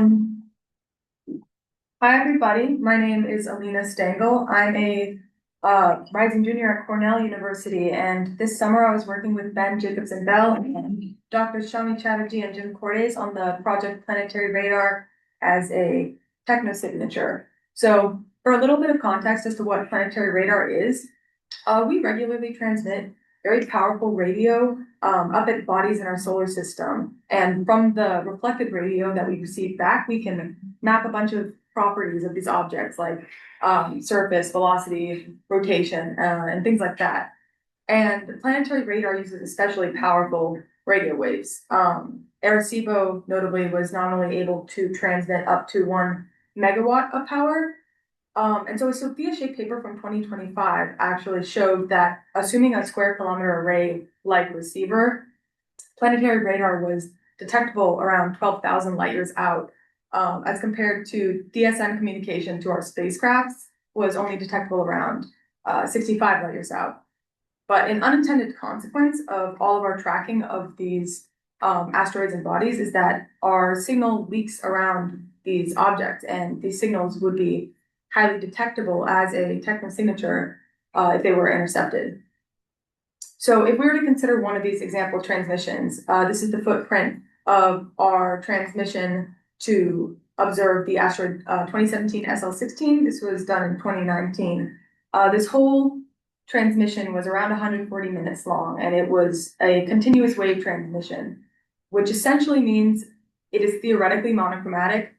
Functionally, it's around a couple hertz once it exits our atmosphere and such. Even though this was an Arecibo transmission, it was actually transmitted at 450 kilowatts as opposed to the nominal 1 megawatt because Arecibo had sustained some damage. So that had an effective isotropic radiated power of 6.8 terawatts as opposed to the maximum 20.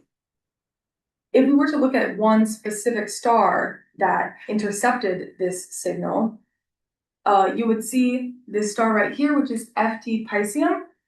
It's about 50 light years away, and it is the closest star that received this specific transmission. It's a variable binary star system. So if we were to position ourselves these 50 light years away at this specific star, FT Piscium, while it was intercepting this signal, we can see what this transmission might look like. So as you can see, even 50 light years away, which is pretty far in the grand scheme of things, this is still an extremely powerful signal. It would peak at a little higher than 160 Jansky and was transmitted, as I mentioned, at a bandwidth of 1 hertz. So it's a very narrow band and powerful signal. It's also worth noting that this star wasn't even at the center of the transmission being that interception. So as we tracked across the sky, the center of the transmission beam was the most powerful. This was a little less than 1 arc minute away from the center of this beam at the time of interception. And so it only received 67% of the maximum power, which was that 6.81 EIRP.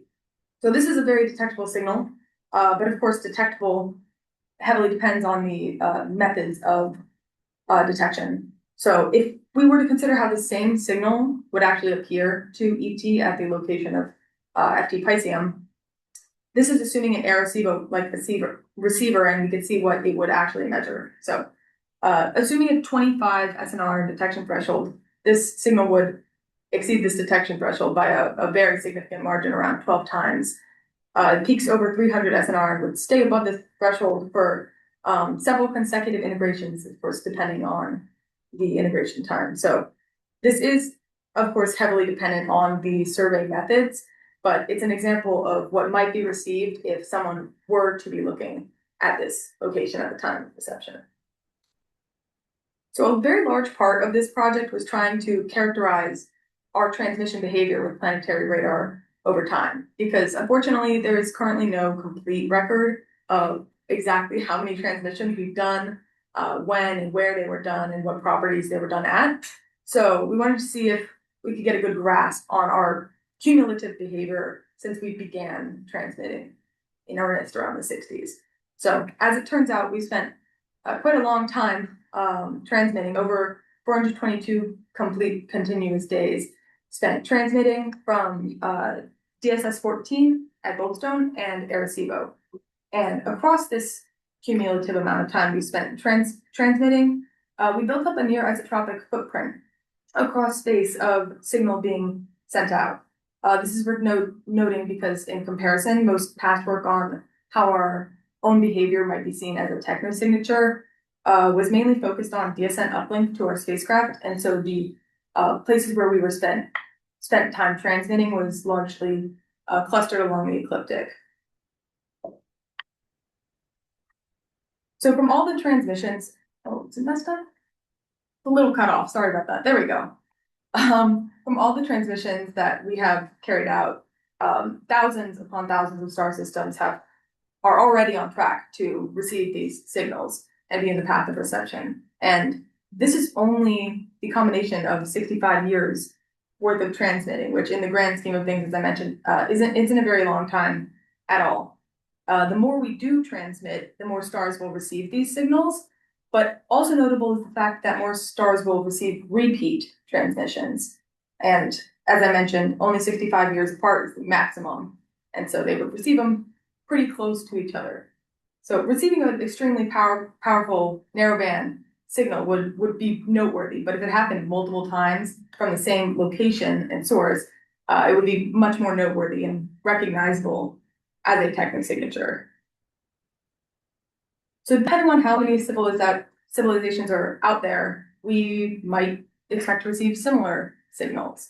An important thing to remember is that this huge footprint that we have already left had no intent of communication. It was all an unintended side effect of our technological behavior, because even though planetary radar can be used for many purposes, science and just learning about the bodies in our solar system, the vast majority of our radar usage is for the purpose of planetary defense to avoid collisions with asteroids. So taking this into account, this behavior most likely wouldn't be unique to Earth if there were other civilizations. They similarly might use radio to track asteroids because they similarly would have to deal with asteroids potentially colliding with their planets. And if so, they might be sending out similar signals. I have some photos of some interesting actual signals that we have received. The famous WOW signal most likely was not ET, but it and several other unexplained radio detections share many of the same characteristics that our actual planetary radar activity would look. So it's worth considering. There's a little blurb from Carl Sagan and Horowitz paper talking about one of these unexplained signals. So yeah, thank you for listening. Thank you. Any questions? Yeah. Is there anything like encoded in the planetary radar signals, or is it like we just send it out and record when it all comes back? What do you mean by in the signal? Like how would a planetary radar signal look to an ET? It depends on the method. So the one that I was showing was a continuous wave signal, which is kind of just a monochromatic signal. It's mainly for tracking velocity. A lot of the signals that are sent out to track surface do have some modulation. It's not like a message, right? But it would have some form of modulation that also increases the effective bandwidth. But unless ET knew how to kind of like know what modulation was done at, it might be a little bit difficult to say like, oh yeah, this was definitely done like by a technosignature. But yeah, it depends on the type of transmission because there's various like types of planetary radar transmissions. Great. Yeah, Dr. Chatterjee said Barker codes. I'm not sure all of them use Barker codes, but yeah. Right. Anybody else? Great. Thanks. Zainab.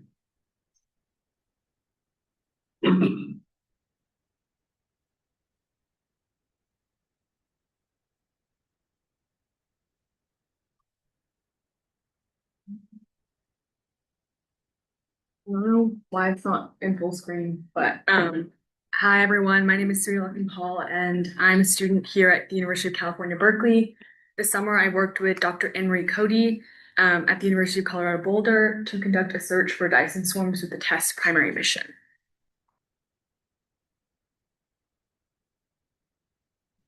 Okay, and for those who are not maybe as familiar, a Dyson swarm is a specific type of theorized megastructure that we hypothesize a type 2 civilization to be able to build to harness energy from a celestial body.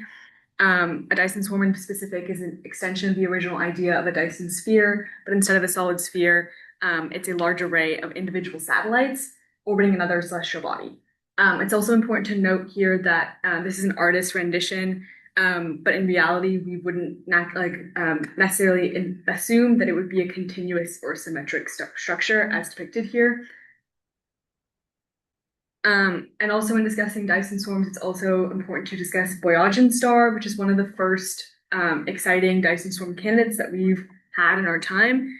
Boyajian star is an F-type star where we noted that featured dipping events with dimming up to 22% of the star's brightness, which you can see here in the plot. And so a lot of scientists were considering maybe this could be a Dyson swarm candidate. However, that was not quite the case. Instead, the dipping events ultimately were thought to be caused by circumstellar dust, most likely planetary debris, or perhaps remnants from comets or other astrophysical phenomena.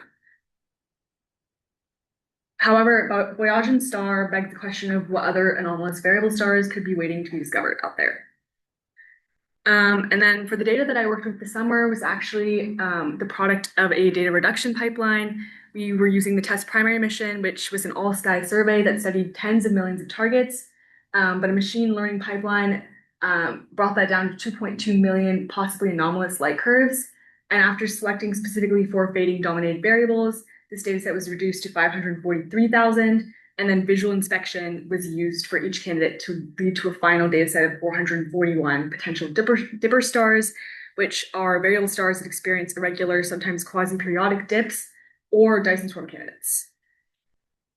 And then just for a general overview of the project, I will be going into more detail individually of these, but a general overview we started with 441 main sequence stars.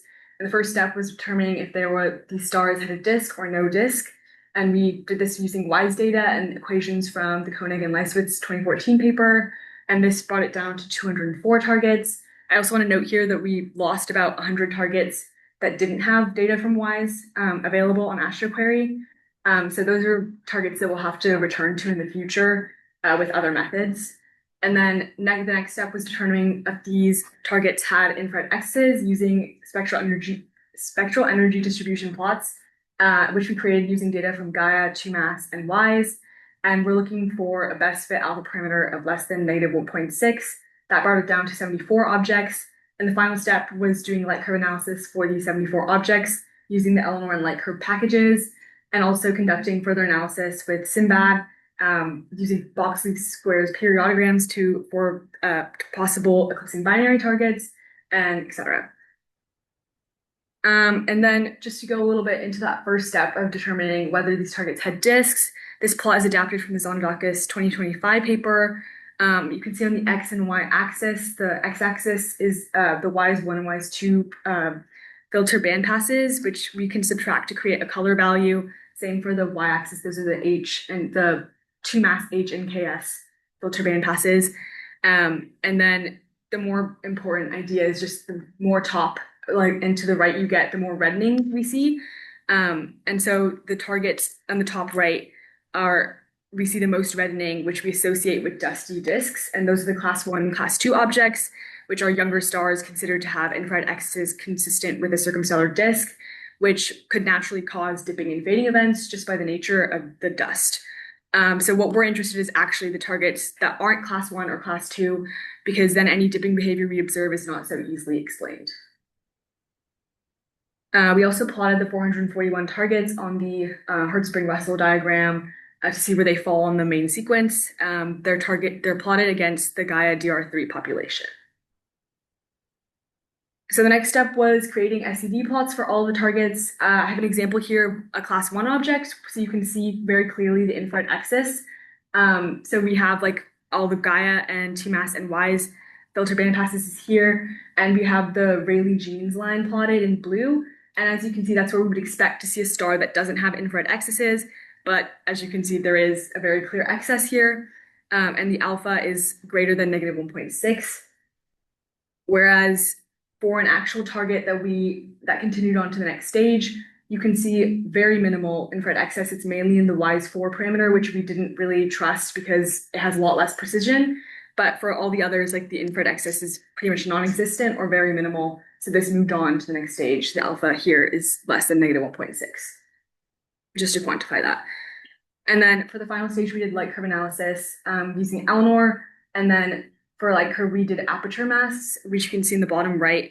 We did a 2x2 aperture mask to isolate the source and reduce any background light.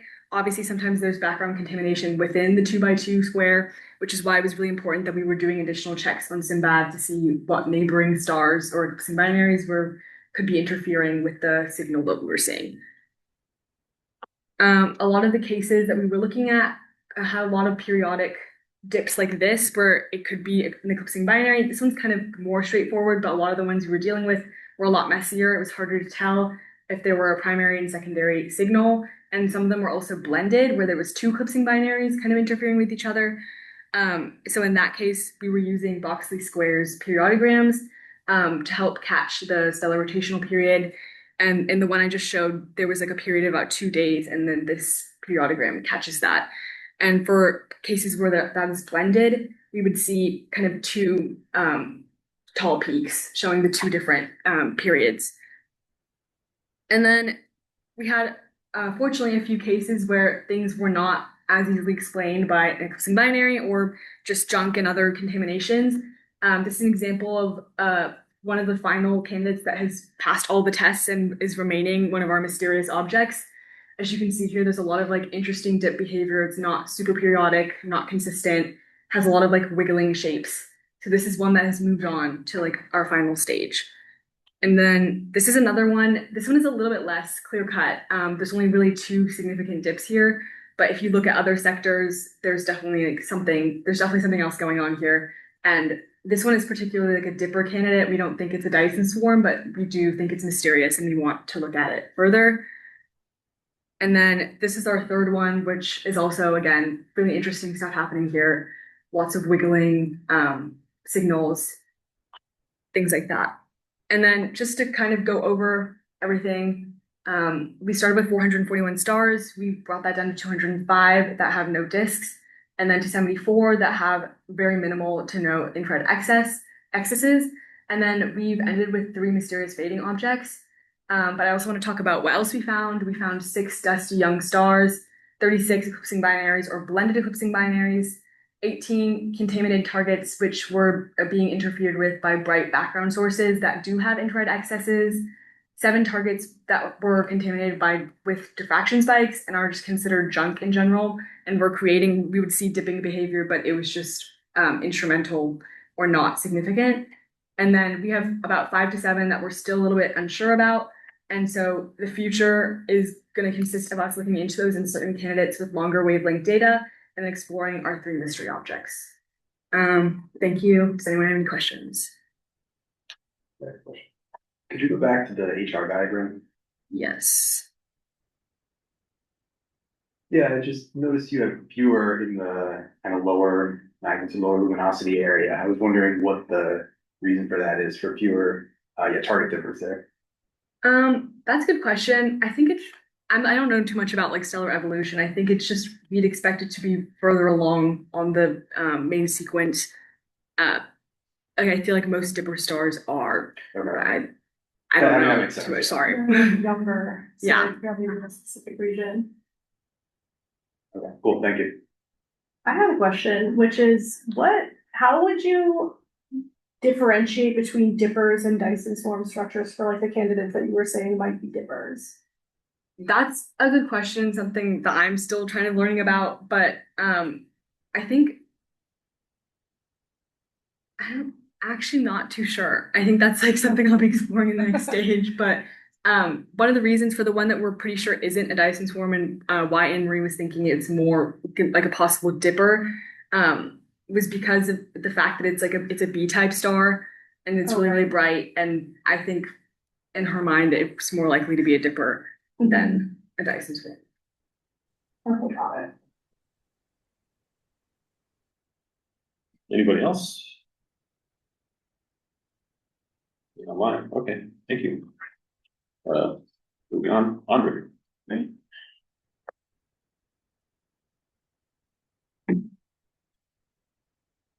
All right, hello, I'm Andrea Moore, I'm from UVA, and my project is Searching for Life with Cosmic at the VLA at C-band, and my mentors are Dr. Chenno Tremblay and Dr. Craig Taylor. So a quick overview of Cosmic and the data itself. Cosmic is the commensal observing backend on the VLA. So that means it essentially just comes along for the ride on normal operations. And depending on the configuration, you get 4 to 5 coherent beams, which are targeted at a specific star, RA and DEC, and 1 incoherent beam, which is a summation across all the antennas, across all the FOV. And the pipeline runs SETI core in real time, and it saves any interesting hits or stamps that could be drifting ET signals. How the target selection works is we take a look at the FOV of the array, and any suitable stars in the FOV are chosen, and a suitable star is generally just which star is closest. For the data itself, the frequency resolution is a little under 2 Hertz. The observations range anywhere between 2 to 30 seconds, with most being at 2 seconds. And of course, that changes the drift rate resolution.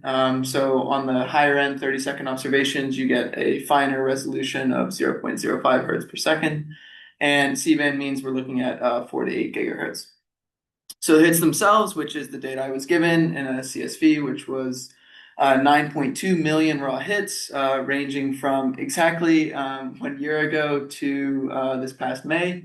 And there's anywhere between 100,000 to 1 million hits per day, with drift rates ranging from -50 to 50 Hertz. So the whole goal of the project was to reduce the number of hits to a more reasonable amount for further analysis by a person of the raw voltages and the stamps, and also to highlight anomalous signals. So I don't have time to go through every single filter that I implemented in this pipeline, but the ultimate kind of deliverable of this was calling it the harvest pipeline. And so I'll go through some highlights about what makes it kind of different from previous pipelines developed for Cosmic. So the first is that there are some filters that use parameters derived from exoplanet simulations. And so this takes a general distributions and methods from Megan Lee's paper that she released in 2023. She's very interesting. And essentially what we do is we look at each star for a hit, and we simulate a few thousand exoplanets and take 200 points on their orbit. And then at those points, we get a distribution of all the different drift rates that we could see. And so that's what this graph is showing here. And so for an example star, we would expect that 99.5% of all drift rates would be contained by a little over 2 Hertz per second per gigahertz. And then we can combine that with Earth's contribution at any one given time to kick out signals that exceed that drift rate threshold. Another work that I pulled from was Ben Jacobson Bell's BLISS memo, where he benchmarked BLISS and TurboSETI to see kind of the spread in drift rate and frequency values that you would get by running TurboSETI on an injected signal. So these graphs are kind of showing all the different distances between frequency and drift rate points. And so we can use these values to understand the spread and kind of cater the bins that I'm using to compare signals to these values here. So in future work, one of the things I want to shift the pipeline to doing is, instead of just flagging RFI, we want to highlight more interesting signals. And so an interesting signal, as defined here, would be looking for periodicity. You would expect the same source observed over multiple epochs to show different drift rates and frequencies. And if you looked for long enough, it would trace out some sort of sinusoidal periodicity. And so using the simulations, we can find an expected frequency range for any one signal, and then kind of narrow the window down so we're not searching through all of the hits for periodicity. So this is a very busy bar graph of all the filters that I implemented. So we started off with 9.2 million hits and ended up with a little under 19,000. I just want to highlight the two dark red filters are the ones that are tuned with the exoplanet simulations, and the light orange are the ones that are tuned with the TurboSETI benchmarking. And then finally, I have two packages up on GitHub now. So we have the full harvest pipeline. So it has instructions, it includes the data and how to run and test. And then there's also the Doppler bounds package, which is a bit more of just a collection of functions that's a dependency for the harvest pipeline. And that kind of holds all the exoplanet simulation logic. But yeah, that's my presentation. Thank you all for a great summer. If you have any questions, please let me know. Like the UFOs. Thank you. Any questions, anybody? They were really there. They were. So I'm going to be giving you a new tranche of data to work with. What are the results of that going to be, or is it just going to be more to the pipeline? Yeah, so between now and when I for context, the stamp files are kind of not hooked up anywhere right now, and so they're kind of inaccessible. So between now and when I get the stamp files, I want to keep reducing the number of hits down so that when we finally do get the raw voltages, when I'm manually looking to see what there is, I don't have as much to look through. Yeah, great. Any other questions or anything? Anybody? We'll move on. Thank you. William.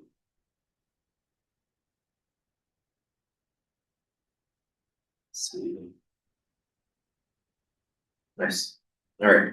Hello, everyone. My name is William Wilson, and this summer I worked with Dr. Steve Croft and Ben Jacobson-Bell on searching mid-resolution data for radio frequency interference and for technosignatures.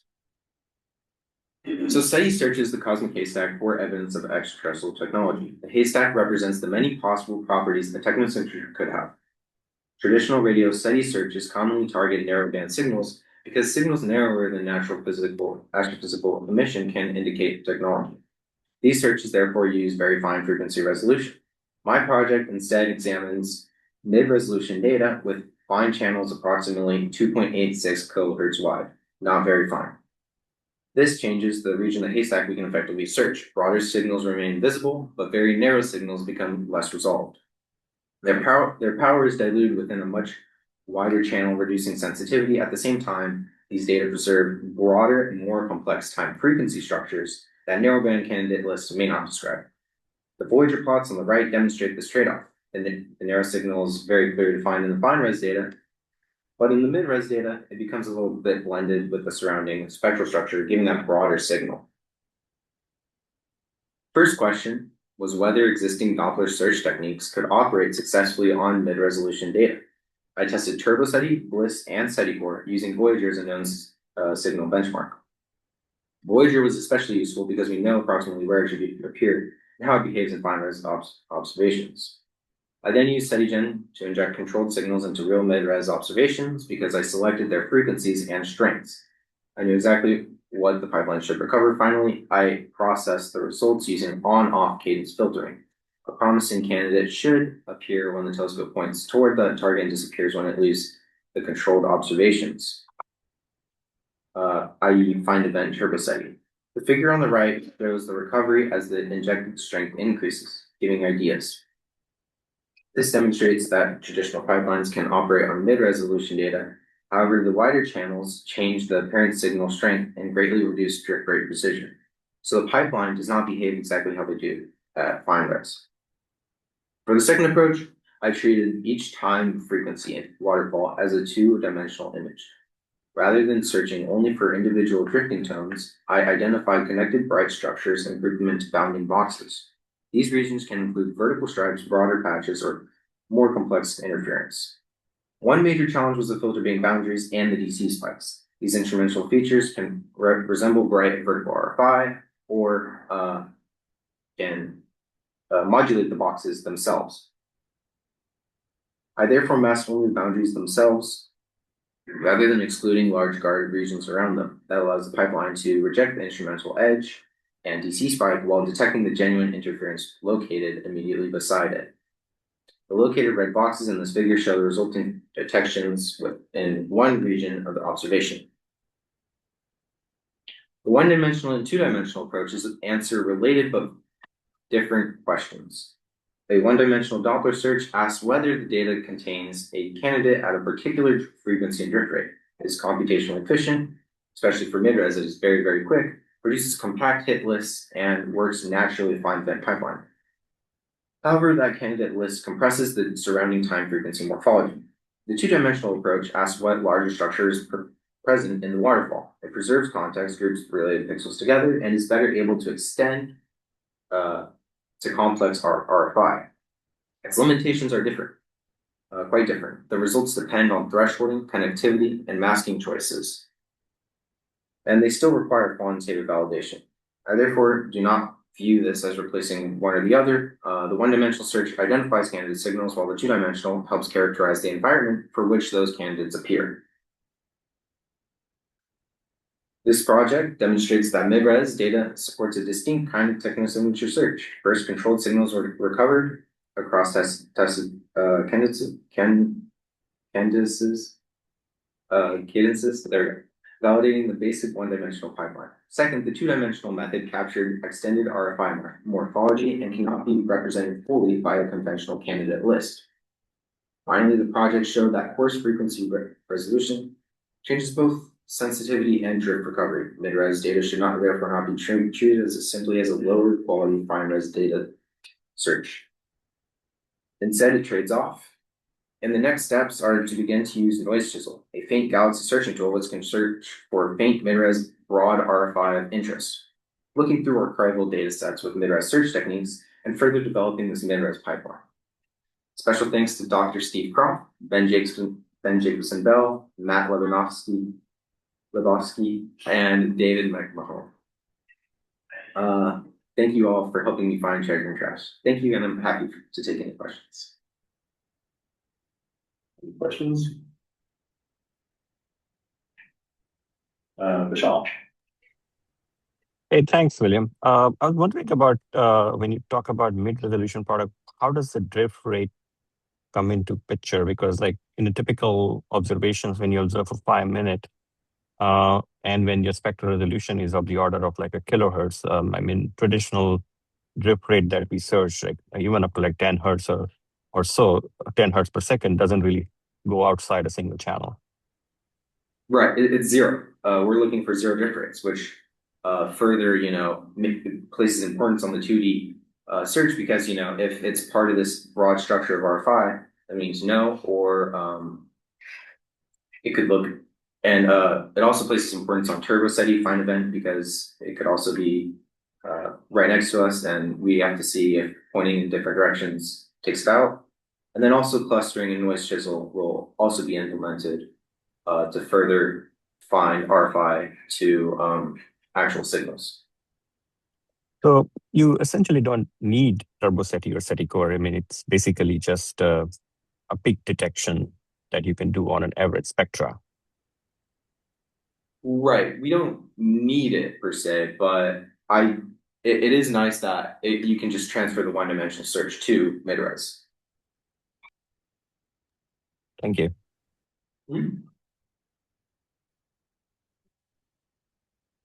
Any other questions?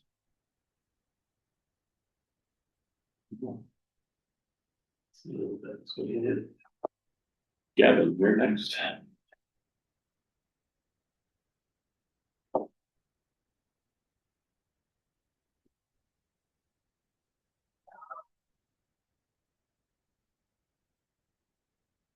There you go.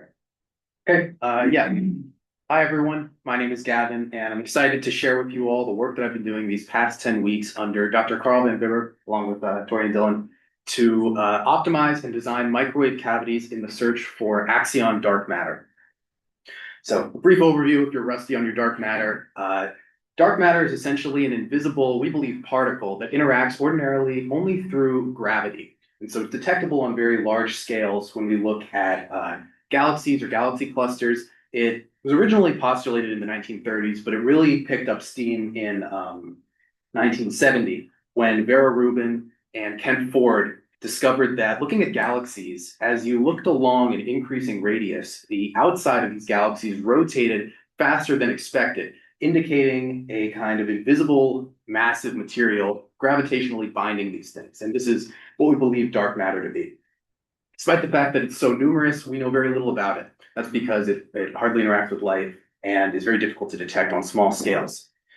Now, the axion is a potential resolution to this problem in that it is a theoretical ultralight particle with mass that was theoretically produced in very large numbers in the early universe and can be detected as a fluctuation in an existing axion field.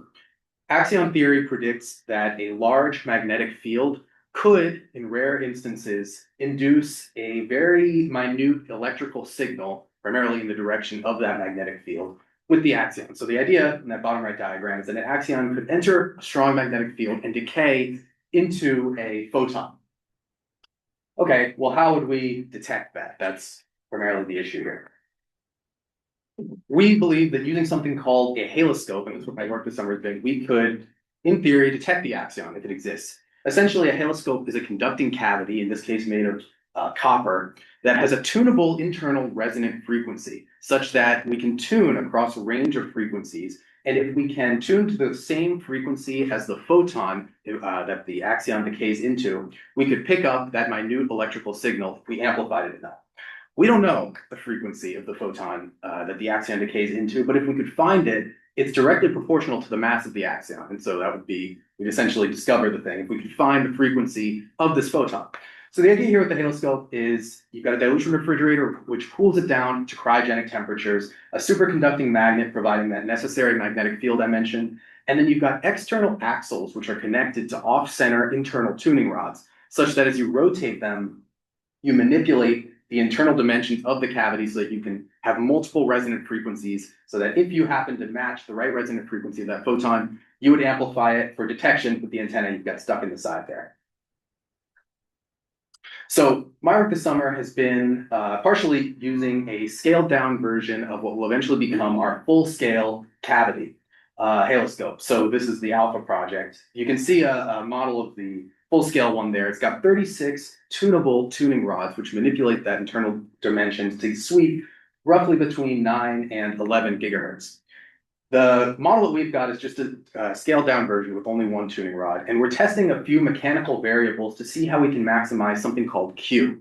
Now, if you remember from your E&M days, the Q factor, quality factor, is essentially the efficiency with which the cavity can store energy, and it's very important to us because the higher your Q factor, the easier it would be to detect the very minute electrical signal that the photon, that the axion would put out.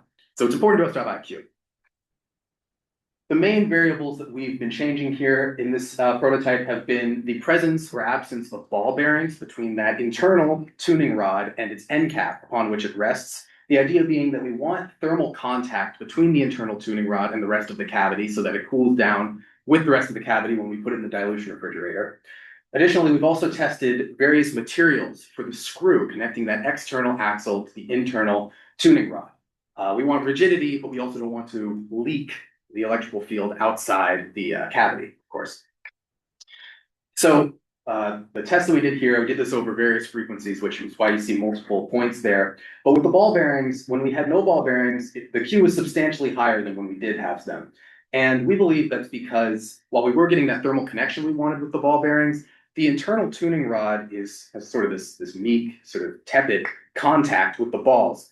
And as a result, the surface area of contact is very small. And we believe that that means as current is running through, it's acting as sort of a flaky resistor, these ball bearings, and reducing your Q factor here. So we have to we're looking into various means to try to curb this problem, maybe through insulating that area without reducing the thermal connection. Regardless, as of now, ball bearings are reducing the Q.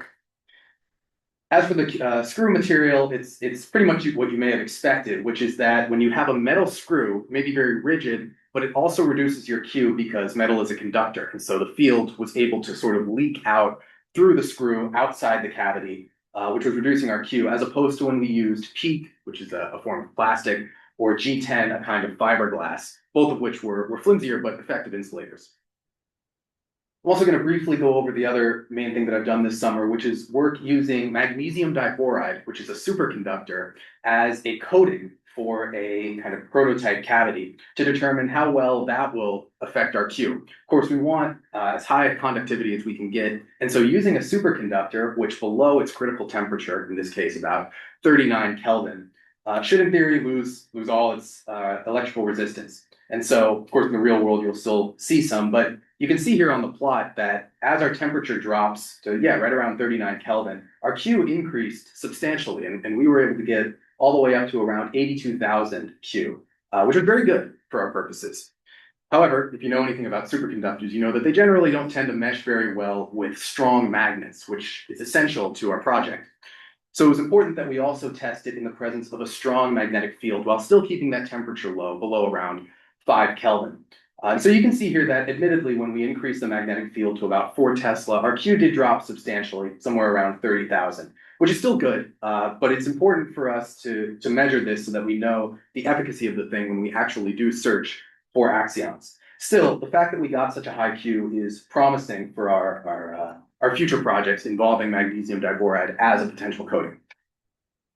So to conclude, axions are a theoretical solution to dark matter. The ball bearings and metal screws that we've used, while ideal mechanically and good for thermal conductivity, have shown some issues that will require further optimization in order to stop a reduction in Q. And MgB2 proved to be an excellent coating at low temperatures, but it does drop off with a strong magnetic field. I've learned a lot these past 10 weeks and I've had a lot of fun. So I hope that I've sufficiently convinced you all that the search for axion dark matter, while difficult and very nuanced, is, I believe, very promising. That's all. Thank you. Thank you. Moving on into any questions, anybody? Online, anybody?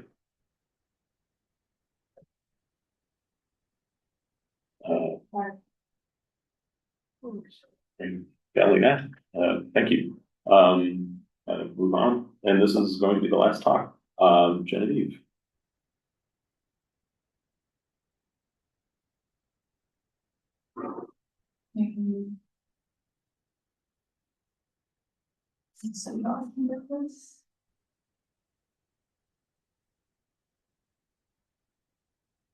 Okay.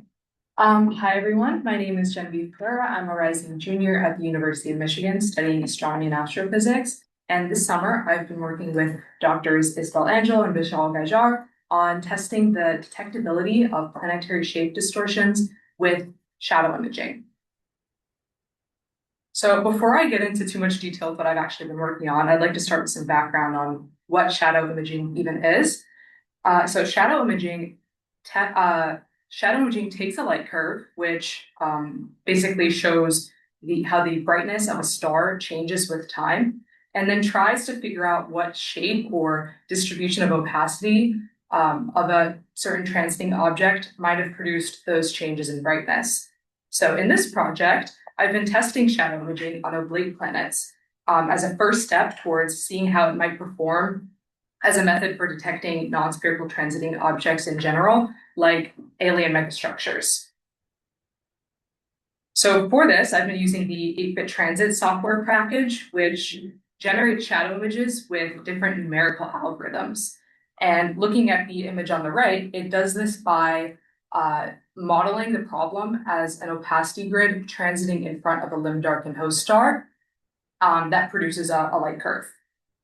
However, the opacity grid solutions that we get from 8-bit transit are subject to some degeneracies.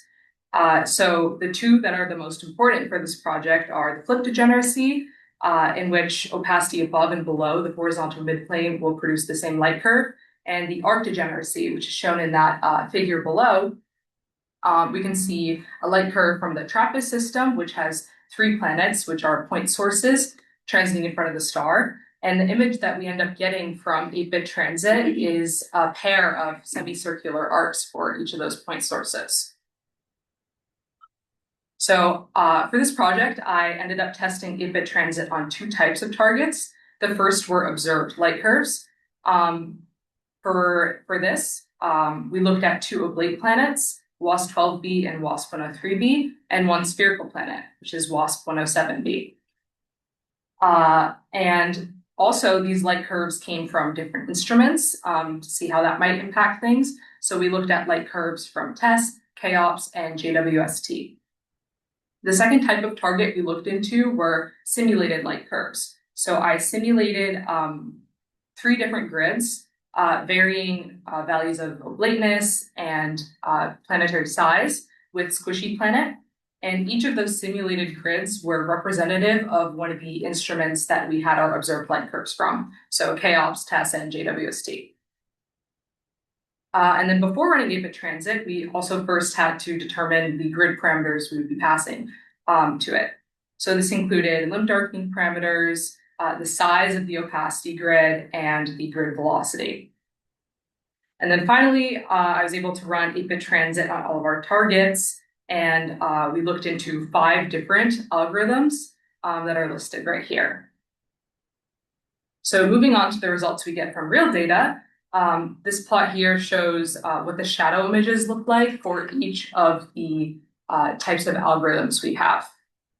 And in most of these shadow images, first I'll just mention that the labels on the left show the target we're looking at, the instrument, and some of the grid parameters. But looking at these shadow images we get from each of the algorithms, we can see that most of them include arcs or point sources, which matches up with that arc degeneracy that I mentioned earlier. It's also important to note that all of these images don't really look like planets. They don't look like what we expect. So yeah, they're not really giving us the image we're expecting for what a planet would look like. And then we can look at the light curves as well. The black dots here are the observed light curves, and each of the colored lines are the light curves that correspond to one of the shadow imaging algorithms. And we can see that most of the algorithms are very poorly fitting the observed light curve. And it's a little hard to see, but the green curve corresponds to the constrain least squares algorithm, and it is performing the best so far, and it has the lowest RMS error. Moving on to the simulated data, this image here is just going into a little more depth about what our simulated grids look like. This is the simulated grid for our JWST-like data. And you can see that we vary the oblateness for each of the columns from 0 to 0.8, and then the transit depth, which corresponds to the shape of the, size of the planet from 0.0025 to 0.16. And then we can also see that the right panel plots the difference between our oblate light curves and the spherical light curves. And what this is telling us is what the signature of oblateness is. And we can see that the signal is the strongest during ingress and egress, which is the beginning and end of the transit. We can also note that noise is obscuring this signal for the smallest transit depths that we have. So our most detectable signals for oblateness will be for larger planets that are more oblate. And then here are what we're getting from 8-bit transit. This is the shadow image results for the best performing algorithm, constrain least squares, for each of the simulated grids. And like with the real data results, we can see similar arc shapes and even clusters of opacity, kind of like a dot near the center. And we can also see some trends as the oblateness gets more detectable and the planet is larger and more oblate. We can see that the opacity ends up broadening outwards and creating a round shape. But again, this shape does not match what the planets look like I showed on the previous slide. Also, it's important to go into some of the limitations we have from our model assumptions. We do make some assumptions with our model when we run 8-bit transit. The first being that the planet has a constant shape across this transit. So the first panel here is showing the difference in the light curve from our assumption. So if we ended up choosing to assume that the planet was tidally locked and the planet did not have constant shape across the transit, we would have noticeable differences in the light curve at ingress and egress, which is also the same place we're getting those signatures of oblateness. There's also errors introduced from our limb darkening law we're assuming. We assume a nonlinear 4-parameter law, but if we had chosen a quadratic or a 3-parameter law, we also would have had differences in the light curve. And then also we had to choose star parameters, effective temperature and surface gravity, and adjusting those values within typical uncertainties would also produce some errors in the light curve.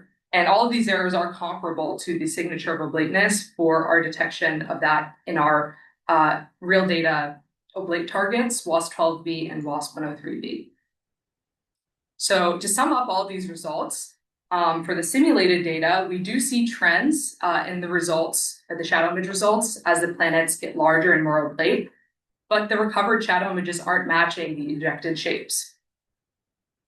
Also, for the real data, the errors from our model assumptions with tidal locking, limb dark law, and stellar parameters are indeed comparable in size to the oblateness signal itself.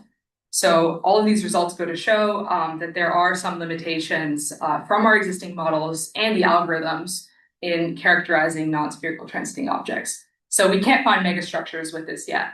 But in the future, it would be interesting to see if different types of algorithms or even a neural network may perform better at solving this problem of shadow imaging. So thank you for your time, and I'd like to take any questions.